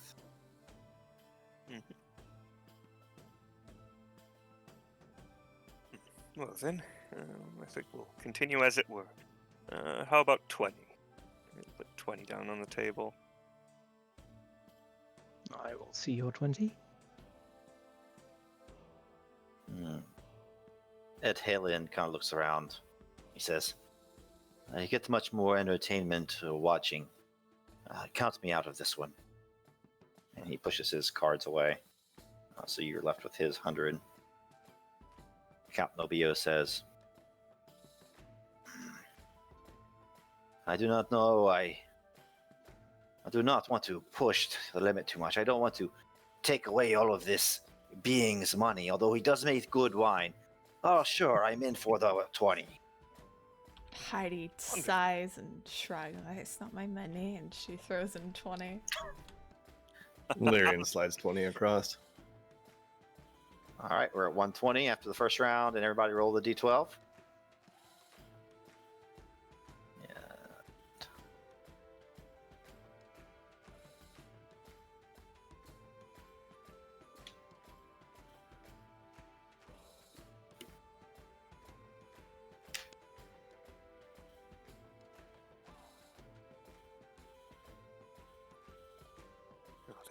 Oh, tonight must be my lucky night.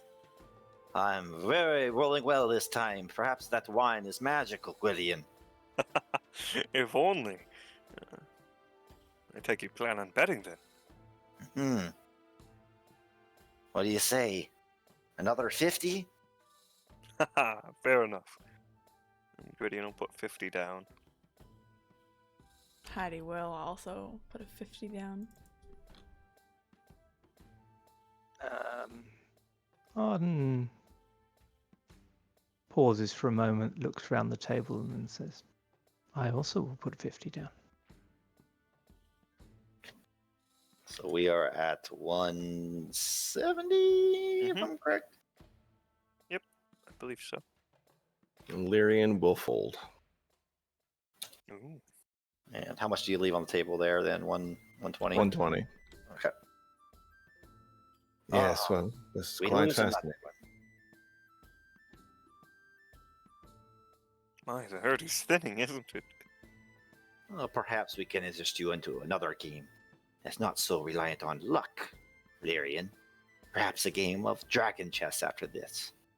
My mother and father taught me from a very young age the ways of strategy. You have definitely piqued my interest, Count Nobile.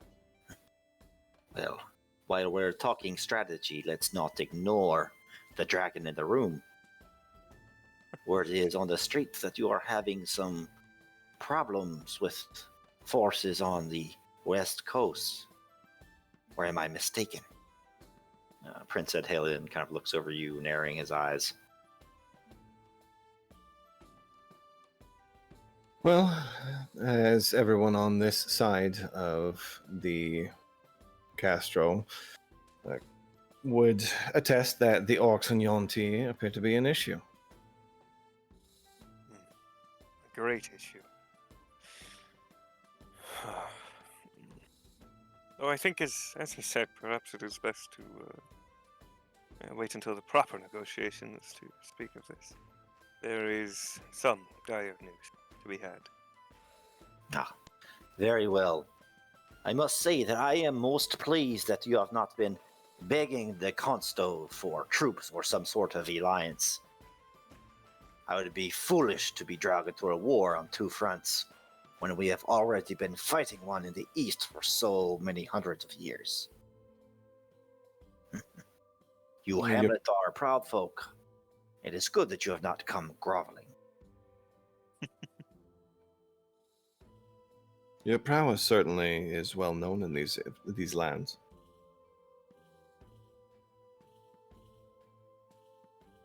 All right, last round here. Alrighty.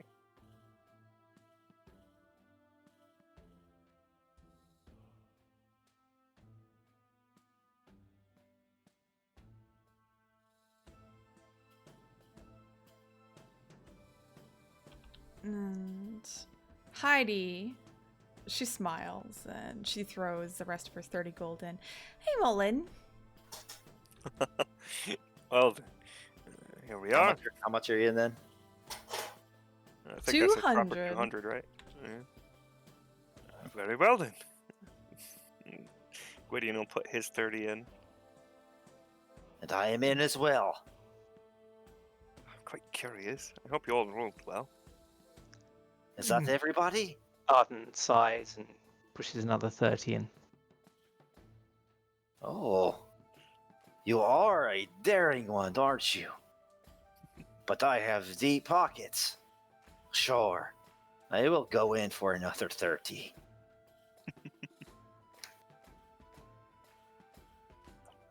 Quite excited to see what everyone rolled. Let's see. Yeah, Gwydion has 20. And I'm going to tell you what I have. And if anybody wants to cheat or do something else, let me know.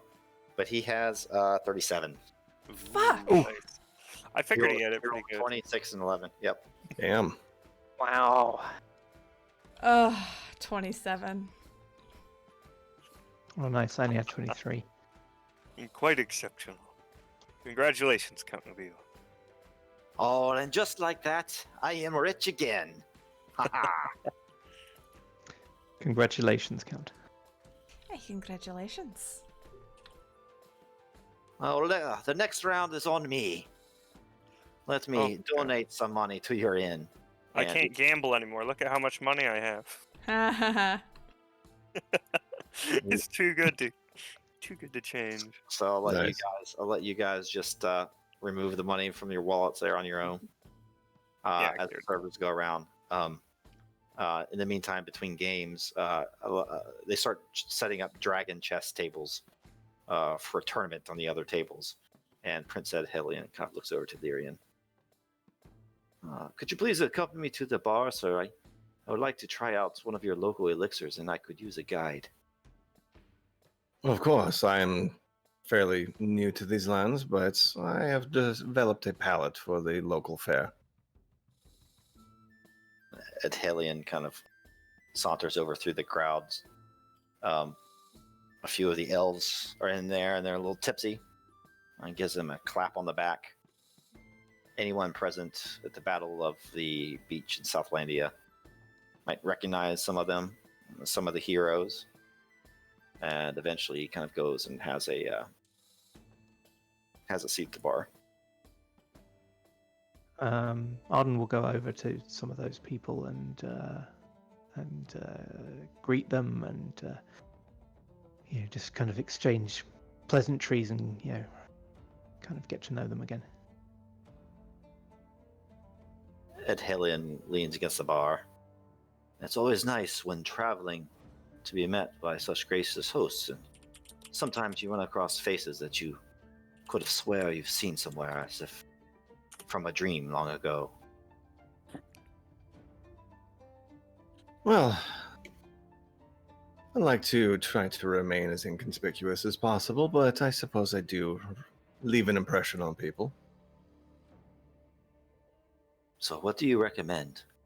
I'm in the mood for a pure spirit to rid myself of a memory of that foul creature over there. And he points to Count Nobio, who's like counting his money.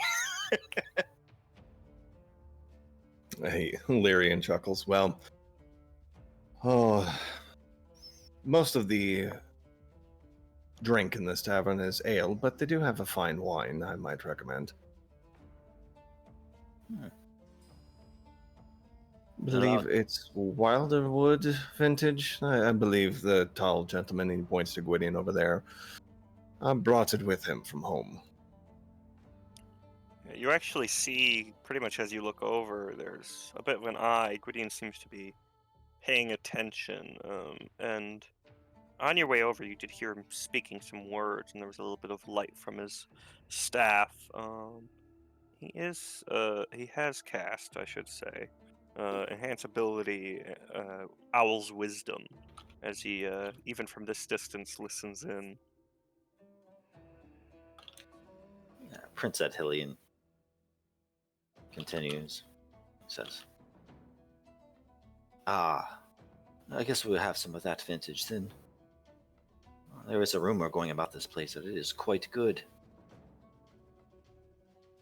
It is a fairly recent addition, but it is quite nice. Speaking of home, where is home for you, sir? I travel all over. I have no home.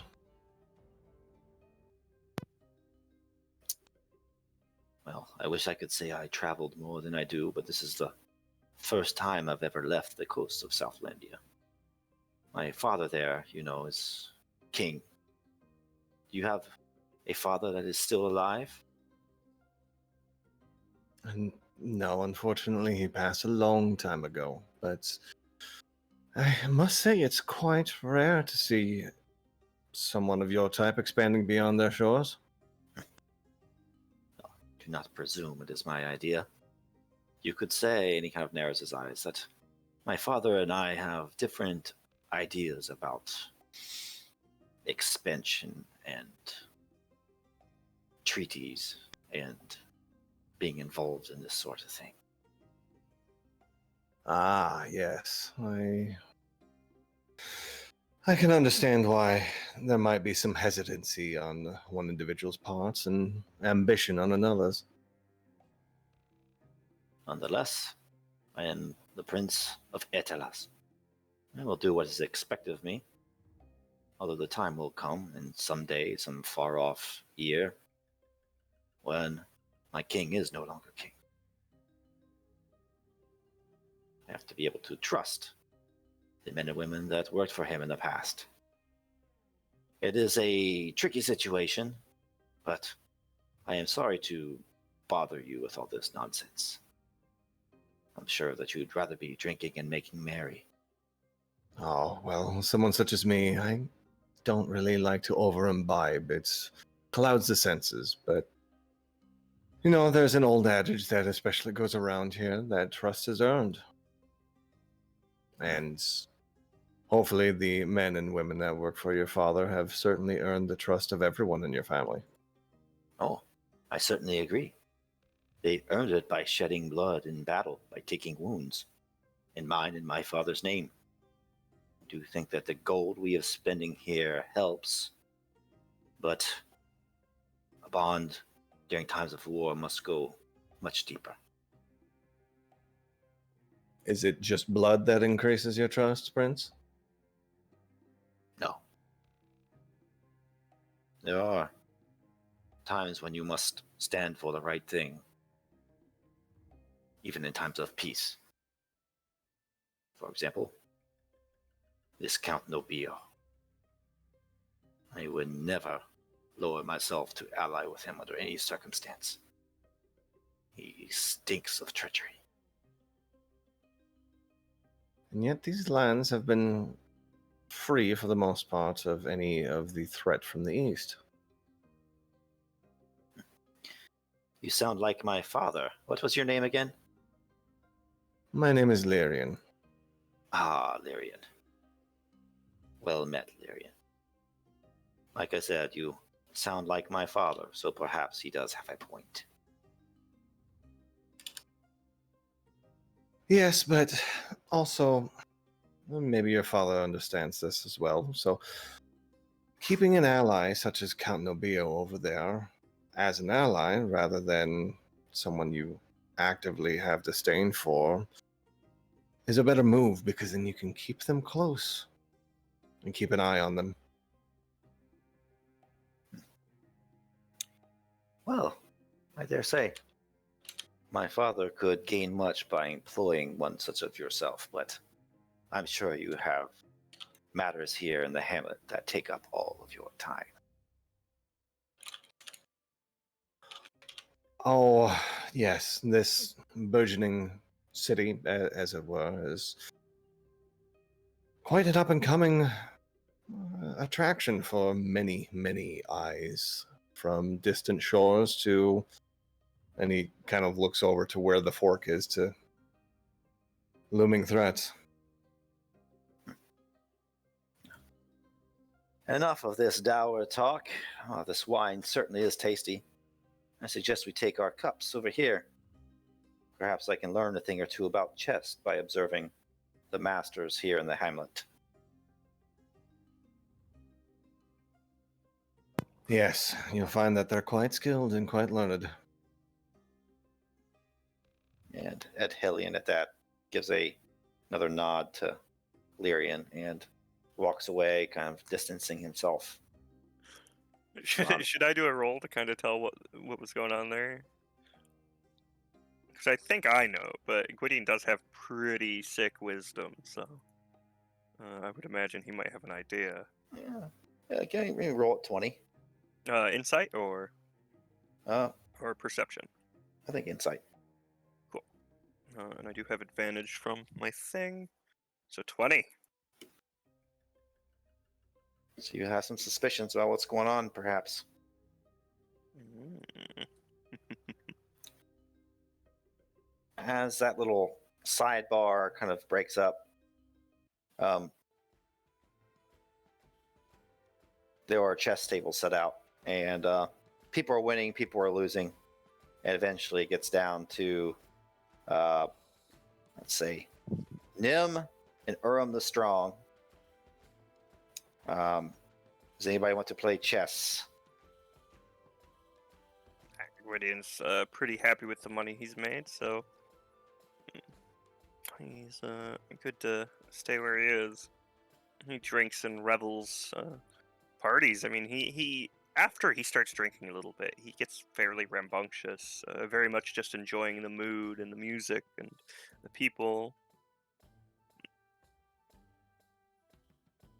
Heidi is joined in with the other bards, the elven bards that play in the inner tavern as well. And quite, I'd say quite easily, hopping in and even maybe teaching them a number or two. And that bard quiets down. And it seems like the opportune time for Heidi to sing her tune. Hey, she stands to the side and says, "Oh, this one is actually written back in the spring. Unfortunately, I haven't found a proper place to bring it out, but with the heroes of the battle on the beaches in Southlandia and the Prince and Hellion himself, I think this be quite a mighty fine chance to bring it out." And of course, Heidi, she strums her lute as she begins to play. And the voices are hushed as she starts to play. To arms, the prince did crow, a battle on docks and in sand. Protect, oh protect our Southlandia from vile snakes upon this land. On waves and on wood the unto fought, striking on two separate fields. Spread our troops thin to gain upper hand, pull out their swords and their shields. But no, no, no, we fight and we win with our pride, for they must go, and we will not stop till they've died.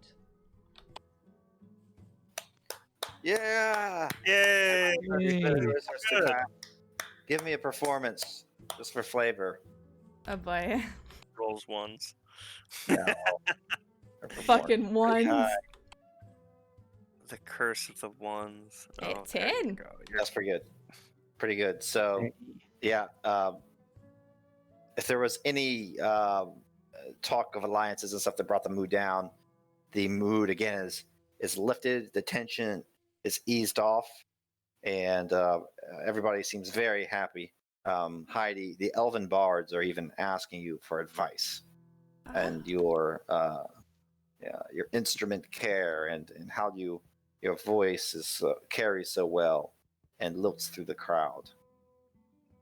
Oh yeah, she'll spend quite a lot of time with the other bards. Very excited, actually, to be speaking with others of the craft. Most likely exchanging notes, even exchanging songs. So the two, both in Southlandia and up here in the Hamlet and the Whisperwood, can sing the tales of each other so they can spread farther and the tales can spread to a wider audience. Yeah, Gwydion's ecstatic. He loves the song. He's cheering along and stuff. This is wonderful. Yeah, he's gonna go ahead and let me see what spells he has. Go ahead for now. He's probably gonna do something in a second here. As that's going on, Count Nobillo is sitting here at this table. He's just beaten a opponent in Dragon Chess and is about ready to move to the next round of the tournament when he sees Lyrian walking in his direction. Hello there, Lyrian. We meet again, and my pockets grow heavy from bullion. Have you come to lend me some of your coin? Haha.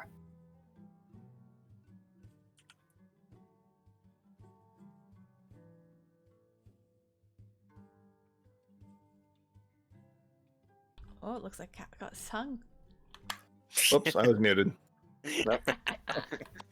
So long as the buy-in is not nearly as much as the 38 special, I'd like to try a game with you. What do you think? 50 gold? 50 gold sounds perfectly reasonable. And the good thing about Dragon Chest, the wager is simply a wager. There is no betting in between. So, 50 gold it is. And he slaps it on the table as Lyrian kind of sits down across from him. So, I saw you over there talking to the prince. What do you think of him? He's very exotic. Ah, yes. Well, Strangers to a strange lands definitely are. But I'm sure you're just as exotic to him as he is to you. Oh no, certainly he knows of Castro Consto and our heroic actions at the Dragon Saddle for year after year after year, century after century. Our armies are the thing of legends. They are, but to be in the presence of one such as yourself must inspire awe in him. I suppose so. You do have a silver tongue there. Come, let's play. And so with Dragon Chess, let me see if it works on an NPC. Click on it. Boom. Yep. So it makes 3 rolls. Okay. And 18, 12, 11. It makes investigation, insight, and deception. And it's best 2 out of 3 rounds. And this would be the first round. And so Lyrian, you would roll Dragon Chess. Let me make sure you guys can see it, actually. Yeah, I don't have that one on me. There we go. Should be able to see it There now. it is. All right. Fuck me.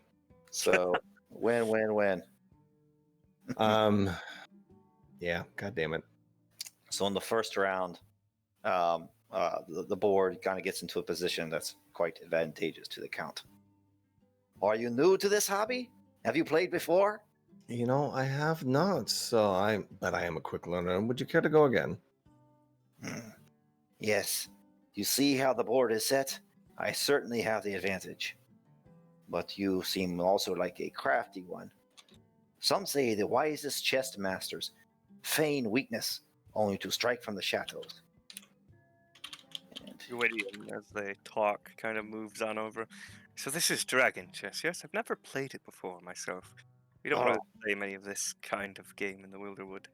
Watch and learn. 11, 14, 19. Ooh. And yeah, you beat him 2 out of 3.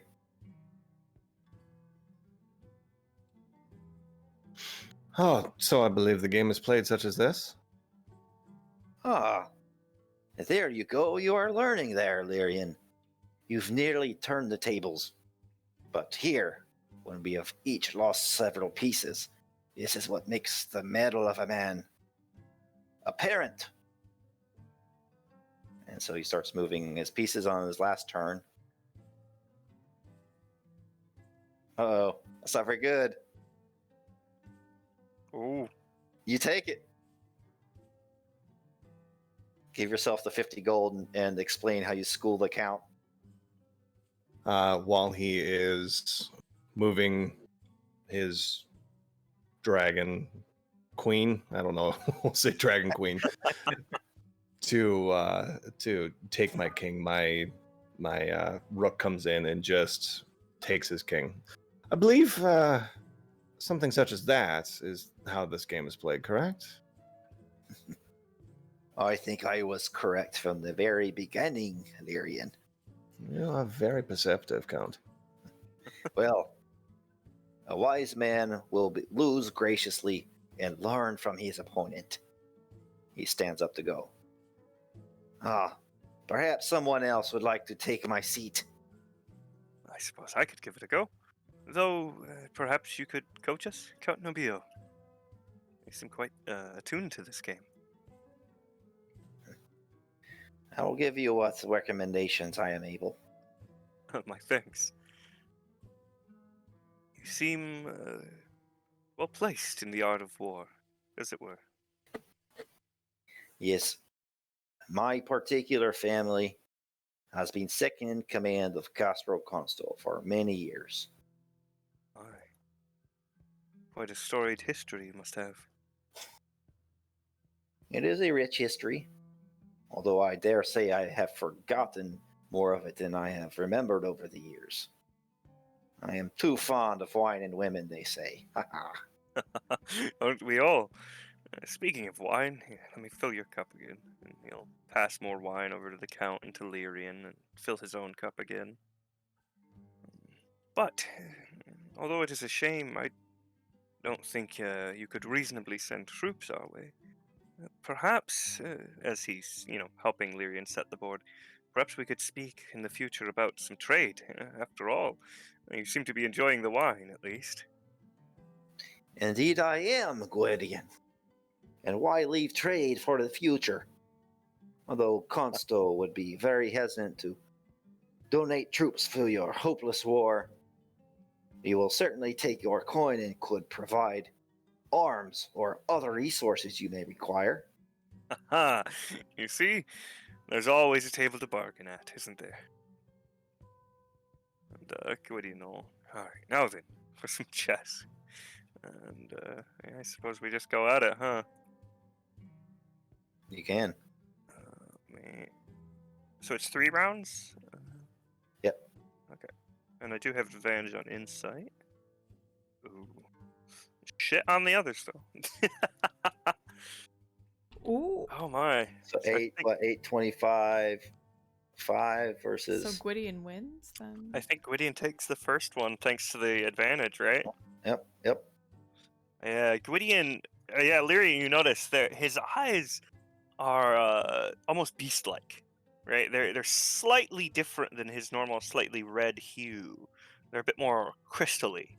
They've still got that pinkish tinge, but they seem very keen as they watch every little movement, like a bird, like a predatory bird watching prey. That little twitch of the head as he's tracking every little step. I do not know if that is beginner's luck or something more special. But look out for Lyrian. He lured me into a similar trap. Indeed. I think it was closer than I would have liked. But luckily, although we don't have this kind of game, strategy is nonetheless important in the Wilderwood. And I suppose we'll go for the next round, yes? Ooh. And yeah, because of the song, both of you are very inspired. So each of you have bardic inspiration. Did you win Oh, that man. one? Yeah, Lyrian definitely sweeped that one. Yeah. See, I told you. This one lures you into a false sense of security and then an ambush from the forest. I see. As if As he fate. says, yeah, as he says that, Gwydion, you brings back memories. Yeah, he's well, it's just one round. We haven't lost the war yet, have we? Again, then. And, final round, I suppose. Ooh, not great. Oh my god. Not great either. Not great anywhere. Still gets you. Yep, he got me. Ah, a shame. But quite well played, Leary. I think we'll have to play some more sometime. For now, though, here's your coin. He'll pass his 50 over to Lyrian, presuming we were gambling again. Well, there were no stakes set, so you can keep your 50, Gwydion. If you're sure. I suppose Yeah. Heidi will be happy to see it put into the bar. A very cunning opponent indeed. I try to be, but, well, caution, wisdom can only get you so far in the world. I'd definitely like to play against you again at some point. Indeed. I as well. It was great fun. Did I ever mention, Gwydion, that you're my favorite employee? Of course, and he actually like picks Heidi up and places her on his knee. Always. And he's not particularly strong, but thanks to his size, he can lift quite a great deal. Well, have you had enough wine? Not yet. And she looks up to Lyrian. I'm not very good at these games, but you know, I try my hand at it with you. Oh, sounds like fun. You are certainly more than welcome to. I welcome this. I'm very curious to see how you play. The answer is terribly. Well, then. How should we do this? Do you want to play and have me advise you, or vice versa? Oh, I'll just play and see how it goes. Wonderful. As they play, Gwydion kind of whispers into Heidi's ear. What was that I heard about Arden and what was her name? Oh, Mara, you mean? No, the Mara. Yes, that's the one. The young girl that's been tending the bar.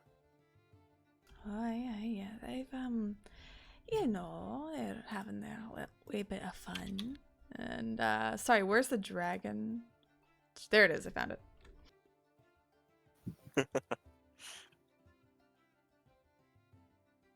Oh, Oh my.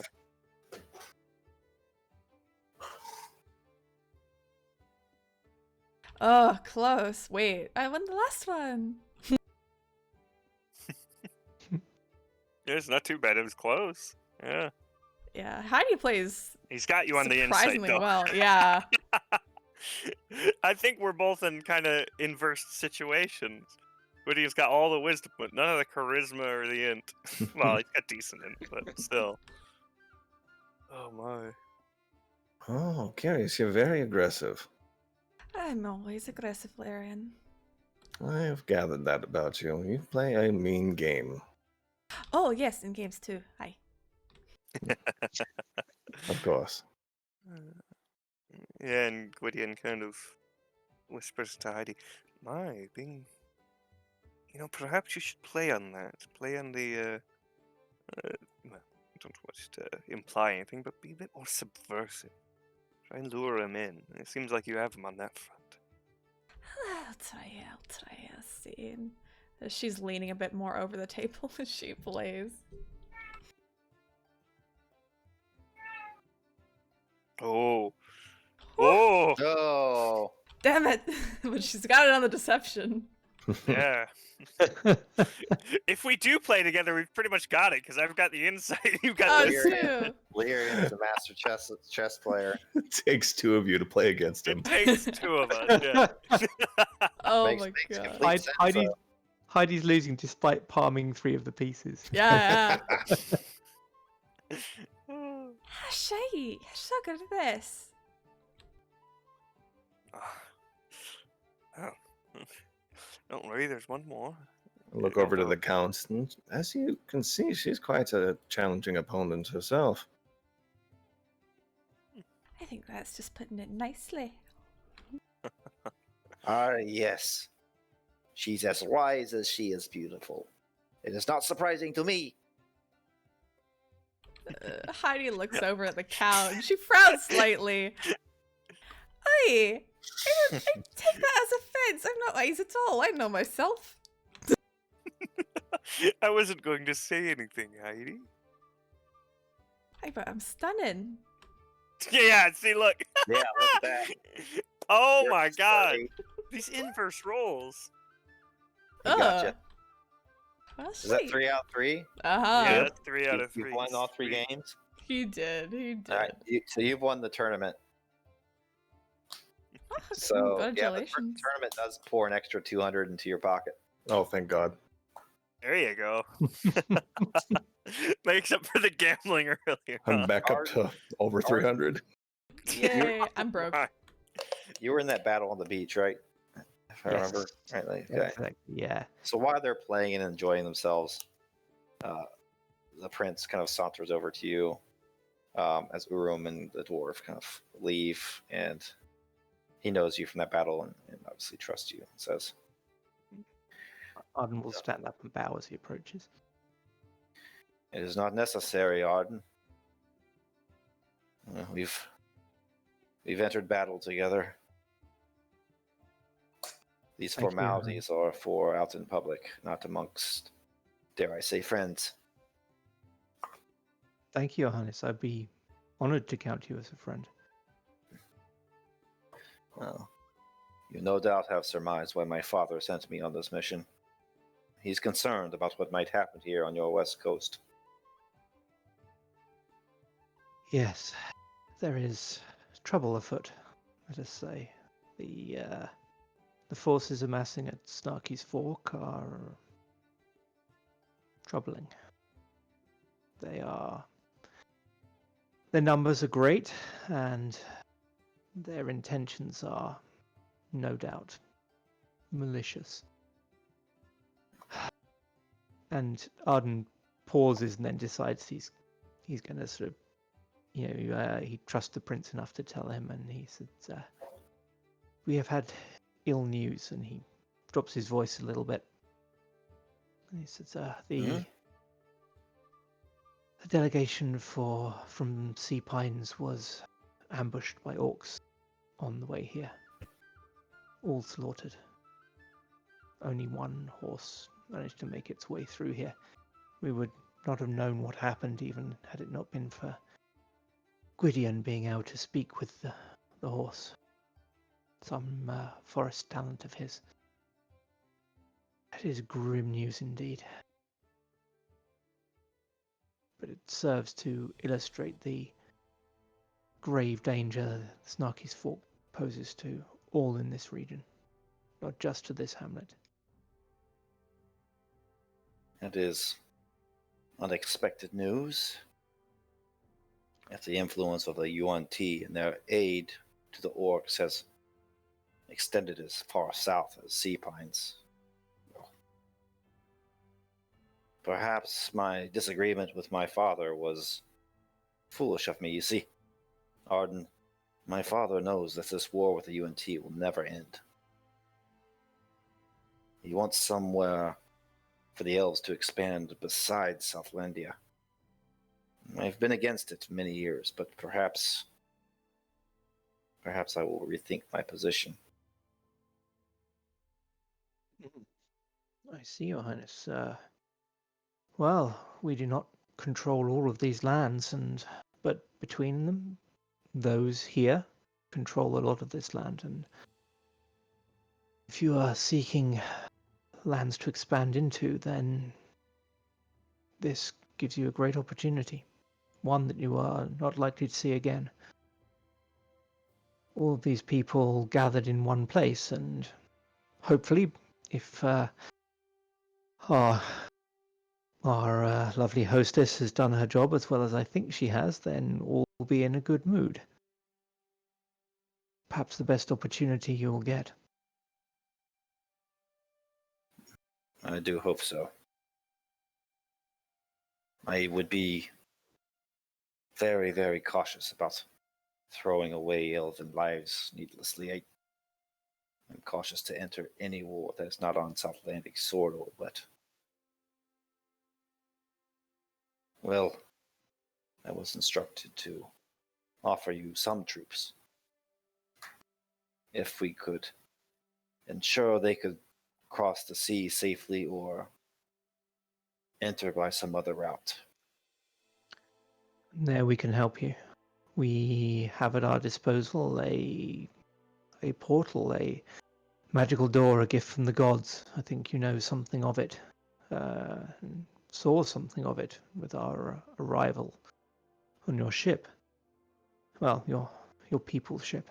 That would be a safe and pleasant and very fast route for your troops. So that at least we could promise. I think that would be a good idea. The decision to cross the sea was not taken lightly.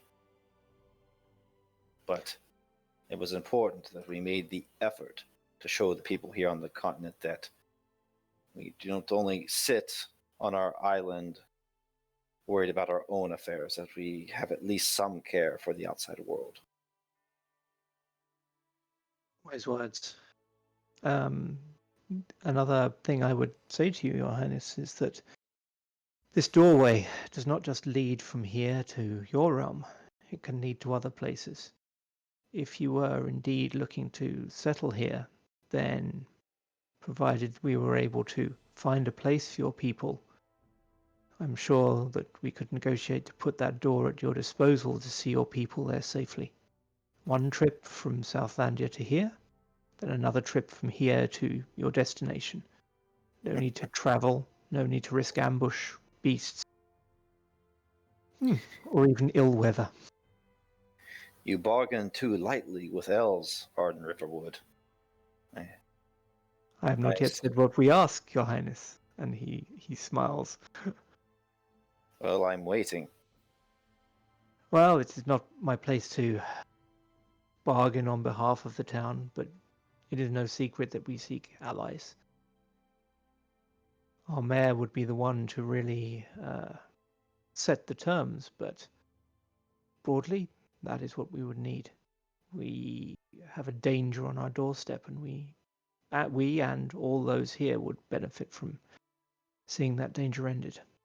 And if your people wish to settle on this continent, then it will be to your benefit too. Snarky's Fork and their troops rolled over the hamlet. Then they would expand, gain more resources, more troops, more land, until they were powerful enough to attack anyone. So the future of your possible colony here stands in the balance as well. By helping us, you could be helping yourselves. I think you are of the same mind as my father. And with the help of this portal, it would be not difficult to pull off, at least initially. That is my hope. And I've always considered your father a very wise man, Your Highness. And Arden smiles. Have you even met the man, Arden? I have heard great reports of him from Heidi. He can be wise at times, but also harsh. Well, I will leave it to you to break the news to your allies that I will stay here personally and send the rest of my men back via the portal. We can hash out the details of this plan, for I fear that come the spring, armies will be marching. Thank you, Your Highness. Perhaps you should keep a few men with you, for the sake of decorum. Of course. We will happily send the others back. And he gives a nod, and they'll just enter back into the crowd.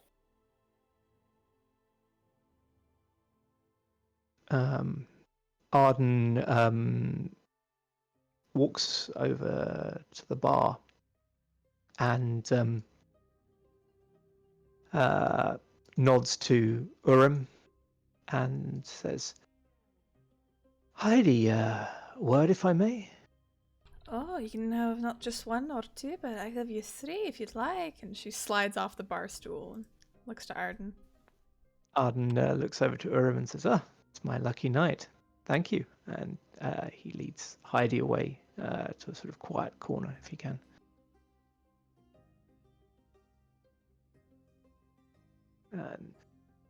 And as soon as they're sort of clear of other people, he acts like they're just chatting and joking. But as soon as they're clear of other people, he says to her, well, I had the chance to talk quietly with the prince. Oh. We were able to talk frankly, and I hope I have been able to influence him to a degree. His father is considering beginning a colony here, founding a colony for the elves to expand out of the reach of the UNT. And and one of the things that the prince was concerned about was the travel. So I mentioned our portal. I think we have a chance with careful negotiation to convince the prince to lend us aid in return for helping his men get here, and for helping him set up a colony if we can find a place for them. Oh, I mean, that's quite a fantastic idea, to be perfectly honest. I mean, the closer we have allies and closer we have them to us, it's going to be, well, good for all of us in the long run. And once we defeat those at Snarky's Fork, because I have the utmost confidence we will. To be perfectly honest, if we can gut the place and make sure it's cleaned, well, the Hells could really expand into that area. Mm-hmm. That's possible. The good thing is, it seems that the prince is already authorized to offer us some men in aid, no matter what happens. I believe. That's perfect. So when they come here, yeah, we can definitely help them expand. I'm not sure about Raven's Gulch. I'm sure they might be concerned, but I think the biggest thing for the elves too, because they're more of a seafaring focus, they'll be right next to the waters. They'll be able to get in and out right quick. I think that will be meaning quite a bit to them, and I'm sure with an already established place like Snarky's Fork, it will really help them build up their community and then cities and towns from there. I think it's a great idea. Oh, I'm glad to hear that you think so. My only concern is that not all here will view it that way. They will potentially see rivals. But with a little persuasion, I'm sure we can smooth things over. Oh, and that's why you need me, isn't it? To persuade, is that it? Well, you are very persuasive, Heidi. Ah, true, but it never worked on you, Arden. And she puts an arm around him. Arden looks over to the other corner where Amara's waiting tables, and she just glances pointedly in his direction, and he quickly sidesteps away from Heidi and says, "Oh, I wish you wouldn't. You're going to get me into trouble." Oh, it's really funny. You know, I have nothing but friendship only for you. But to be honest, it's a bit funny seeing Amara's, big getting a whole bonnet. It's funny for you. I have Oh, to yeah. answer to it every single time. I know, and I love seeing the look on your face when you're so embarrassed. It's just worth it. And then she puts her fingers together and kind of kisses them, and a bit of a joy. Ah, Gwydion finishes his light conversation with Nim and kind of notices the two of them conversing over to the side. Heads on over. Is something going on? I see the two of you talking. Are things going well? oh, they're going mighty well. She looks up to Gwydion. Don't worry about it. It's council business. We'll talk about it later. All right. Well, I think things are going well with Nobio, at least. I don't think he'll ever offer any troops, but I think they'll make a great trade partner. Well, we definitely need that, especially for arms and such. And and she scratches out of her cheek. If we could use some of that gold that you won towards the tavern, eventually I think we'll be able to expand the tavern into, well, more than one city. I think we can make a franchise. Oh, that would be quite clever. Fine way to bring in coin. Oh, I definitely want to make a franchise there, and well, maybe some other places as well. And she looks over Certainly to the Arden. Well, your trade empire and network of inns. I've never heard of such a thing, but if anyone can make it work, Heidi, it's you. Well, my dream is always to have more gold than I could, what to do with it, basically. So this is part of my dream. So Well, far, I'm good. already there, so. Good for you. Dream big. And in the meantime, everything that we seek to do here needs gold. Yes, my current impoverished state is largely due to partly funding the construction of the temple. If we're to build half of the things we want in this town, then we will need as much gold as we can get our hands on. Trading partners will be welcome. Oh, is this mine? All of my gold goes towards building up the town now, it seems. And Heidi, she kind of puts her hands on her hips and looking to the side. Well, I'm going to be focusing on building the tavern now because, it's kind of in need. Needs a bit of an expansion. The baths are going quite well. Good. I'm sure, maybe depending by next season, I think we can start more construction. make it a bit larger, make it more rooms, and maybe hire a few extra Elwins. Now Arden there's an shudders. idea. Oh, A don't few worry. more Elwins. Um, Well, well, maybe if you some say ladies. so. I mean, he's well and fine, but you have to mix things up somewhat. Unfortunately, I just want them pining for Arden. That's really my goal. Oh, and Gwydion kind of goes over and slaps Arden's butt. There's plenty of people to do that. And Heidi, Is she everyone trying to get giggles. me into trouble with Amara these days? Aye, But he we are. chuckles. Oh, yes, I heard about Amara. That is quite good. Congratulations.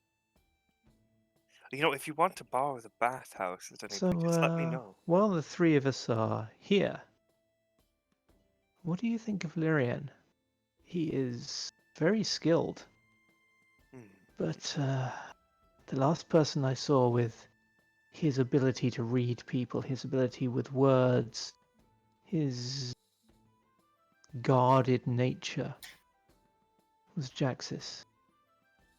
Well, I must admit it makes it hard for me to trust him. I don't think that's a bad thing, to be honest. Jaxis, I don't know much of him, but he was a clever fellow.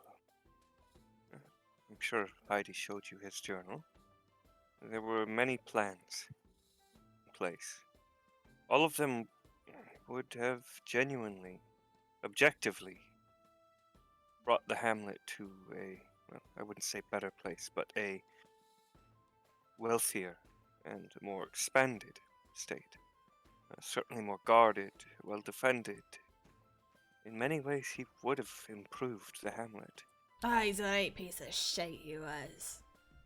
Aye, his tactics were horrific, to be honest.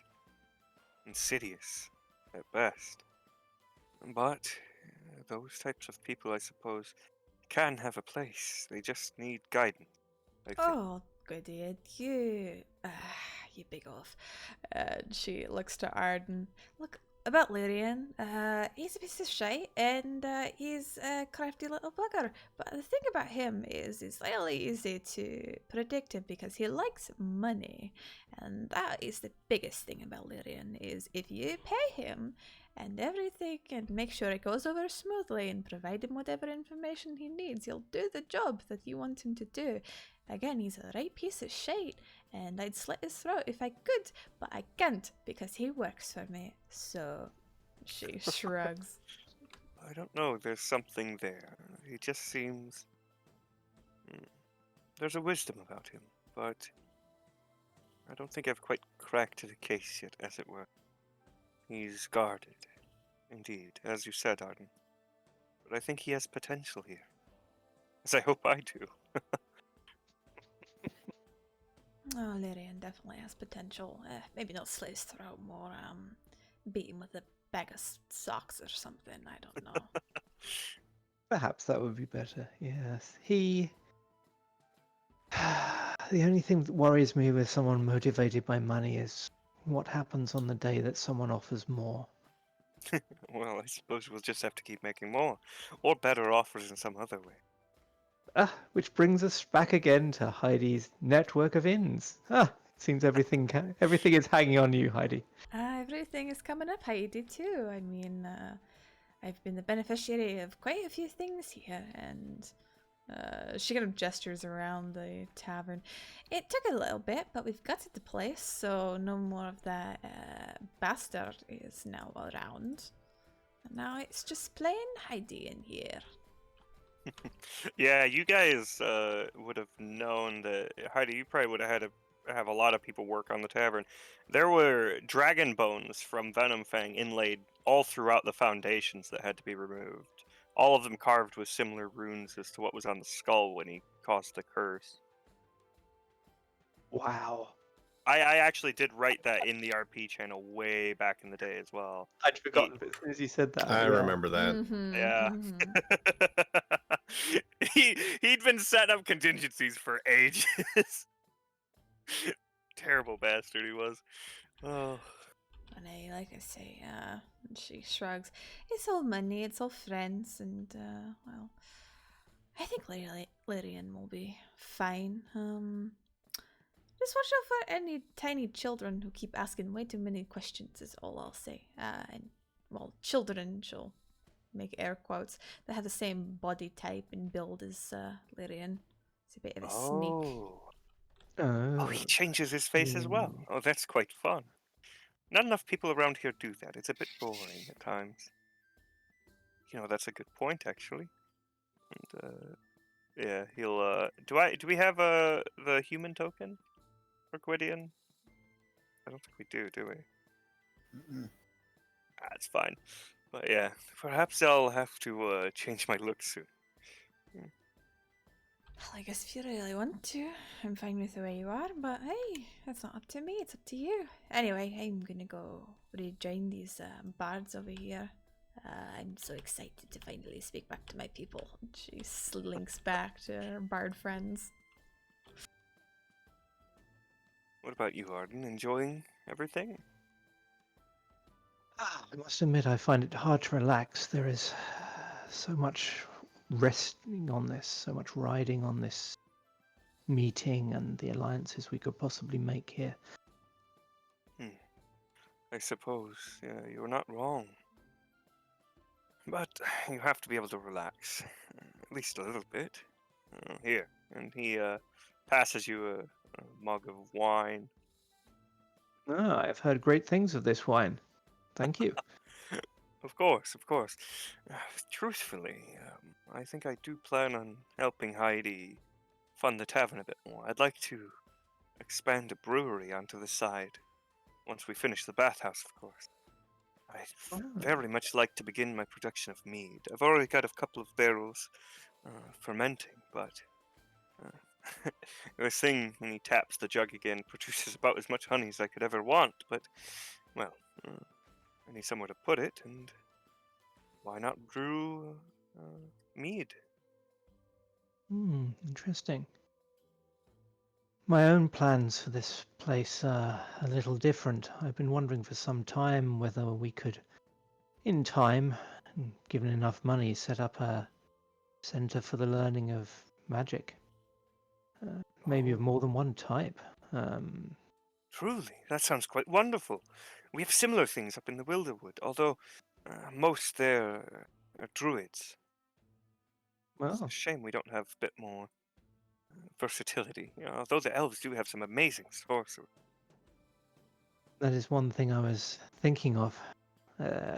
Such a place would be quite unique in this area and would give people a reason to come here, a reason for wanting us to be safe. Would develop links, and if we were ever attacked, even apprentice wizards can be very useful. Yeah, Gwydion has his hand on his chin. Ah, I see.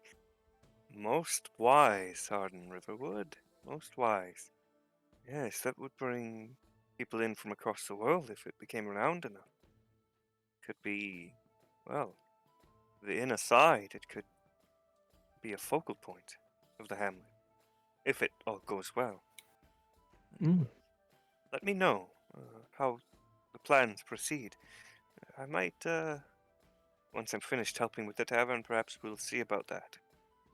Well, one thing I was thinking is that it would not be a center just for wizardry, but for sorcery, which I can tutor in, and perhaps druidic magic, you, and the magic of the gods, which Marv could, I hope, help teach. And then, of Brilliant. course, Heidi has magic of her own. Indeed.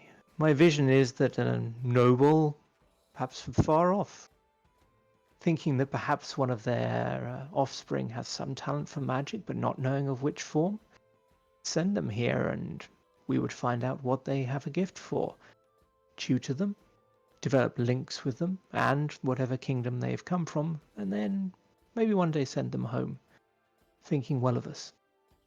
Wonderful. This actually is quite pleasant. I was thinking in the long term, I would really quite like to grow a tree here. You see, back in the Wilderwood, you don't see cities like most places.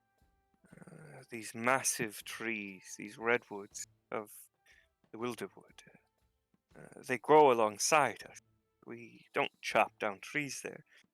If a tree does die, we'll use the wood for tools and things, but for the most part, with proper magic, well, the tree grows to accommodate us. Rooms, balconies, stairs, everything. You just have to tell it what you want and give it time and a bit of magic, he says as he holds out his hand and you see a seed that grows fully from seed into flower and blooms all in one. If I were allowed to, I could grow one of these trees here. You see, one of the traditions of us druids of the Wilderwood is to bring seeds wherever we go. There's Wagadan, the god of overgrowth, inspires us to do so. This So, sounds truly wondrous. indeed, it might make a perfect center for this. It would take a Wow. bit of time, though.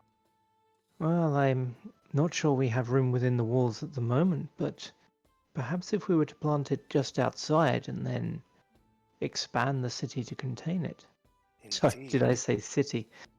We are merely a large village, small town at the moment, but Hamlet? I do think one day we should, well, a little more than that these days, despite our name. But I do envisage that one day we could build something great here. I have seen the ruins of, I've seen a vision of what one of the great cities of the past looked like, and what has been lost.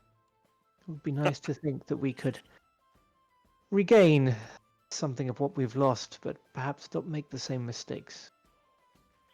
My, and Gwydion has this big beaming smile. You can tell he was a little bit cautious and worried about all the negotiations. There was still some nervousness there, but it seems to have faded now.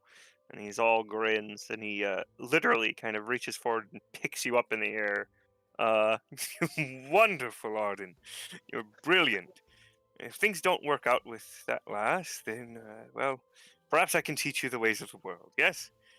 I'm sure you'll enjoy your time with me. Well, thank you, Gwydion. Arden can't quite work out if Gwydion's serious or he's just sort of teasing him in front of Amara, but he he smiles at him, and Gwydion sets him down, he pats him on the back.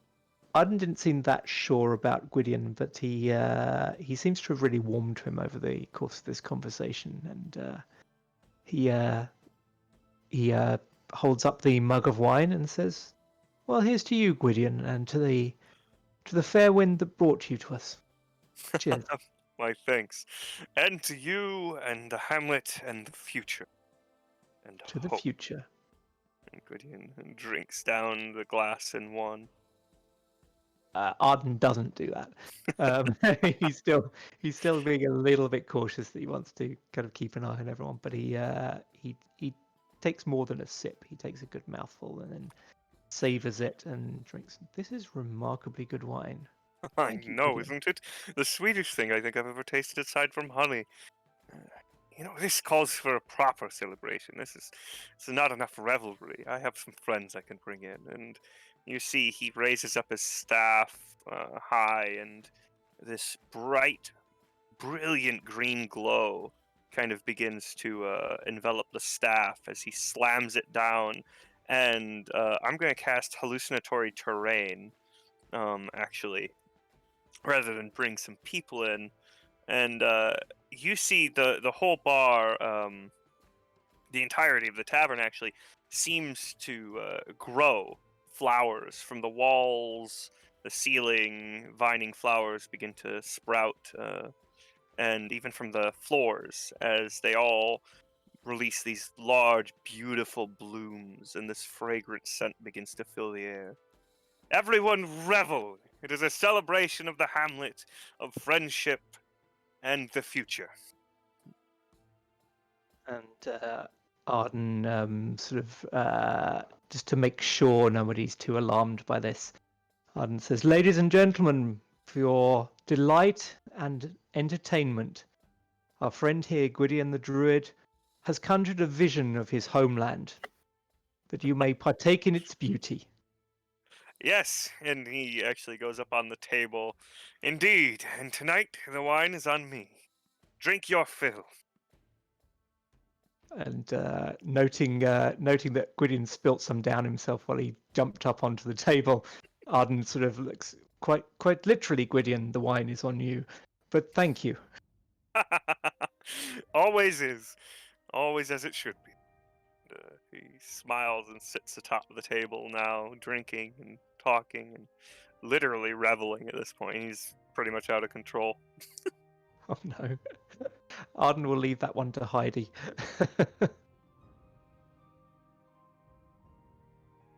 And he just starts to circulate. Yeah, all the patrons kind of revel in the illusion and things, and that descends. Count Nobio is in the corner, not sulking, but kind of looking at all the dynamics of everything that's going in the room. On the opposite edge of the room, Ed Halion is there, casually leaning against one of the tables.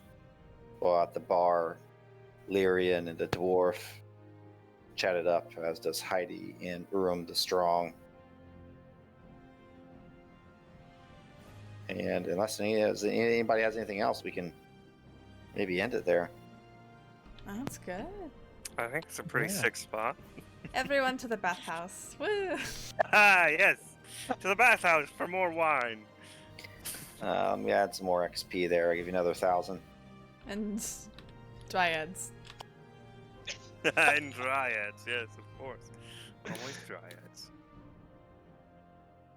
Yeah, y'all made out pretty well, Matt. Alright, I'll start. Imagine Arden going, "Guys, I can't come if there's dryads." Amara won't let As if that was the me. least of your worries. Gwyddy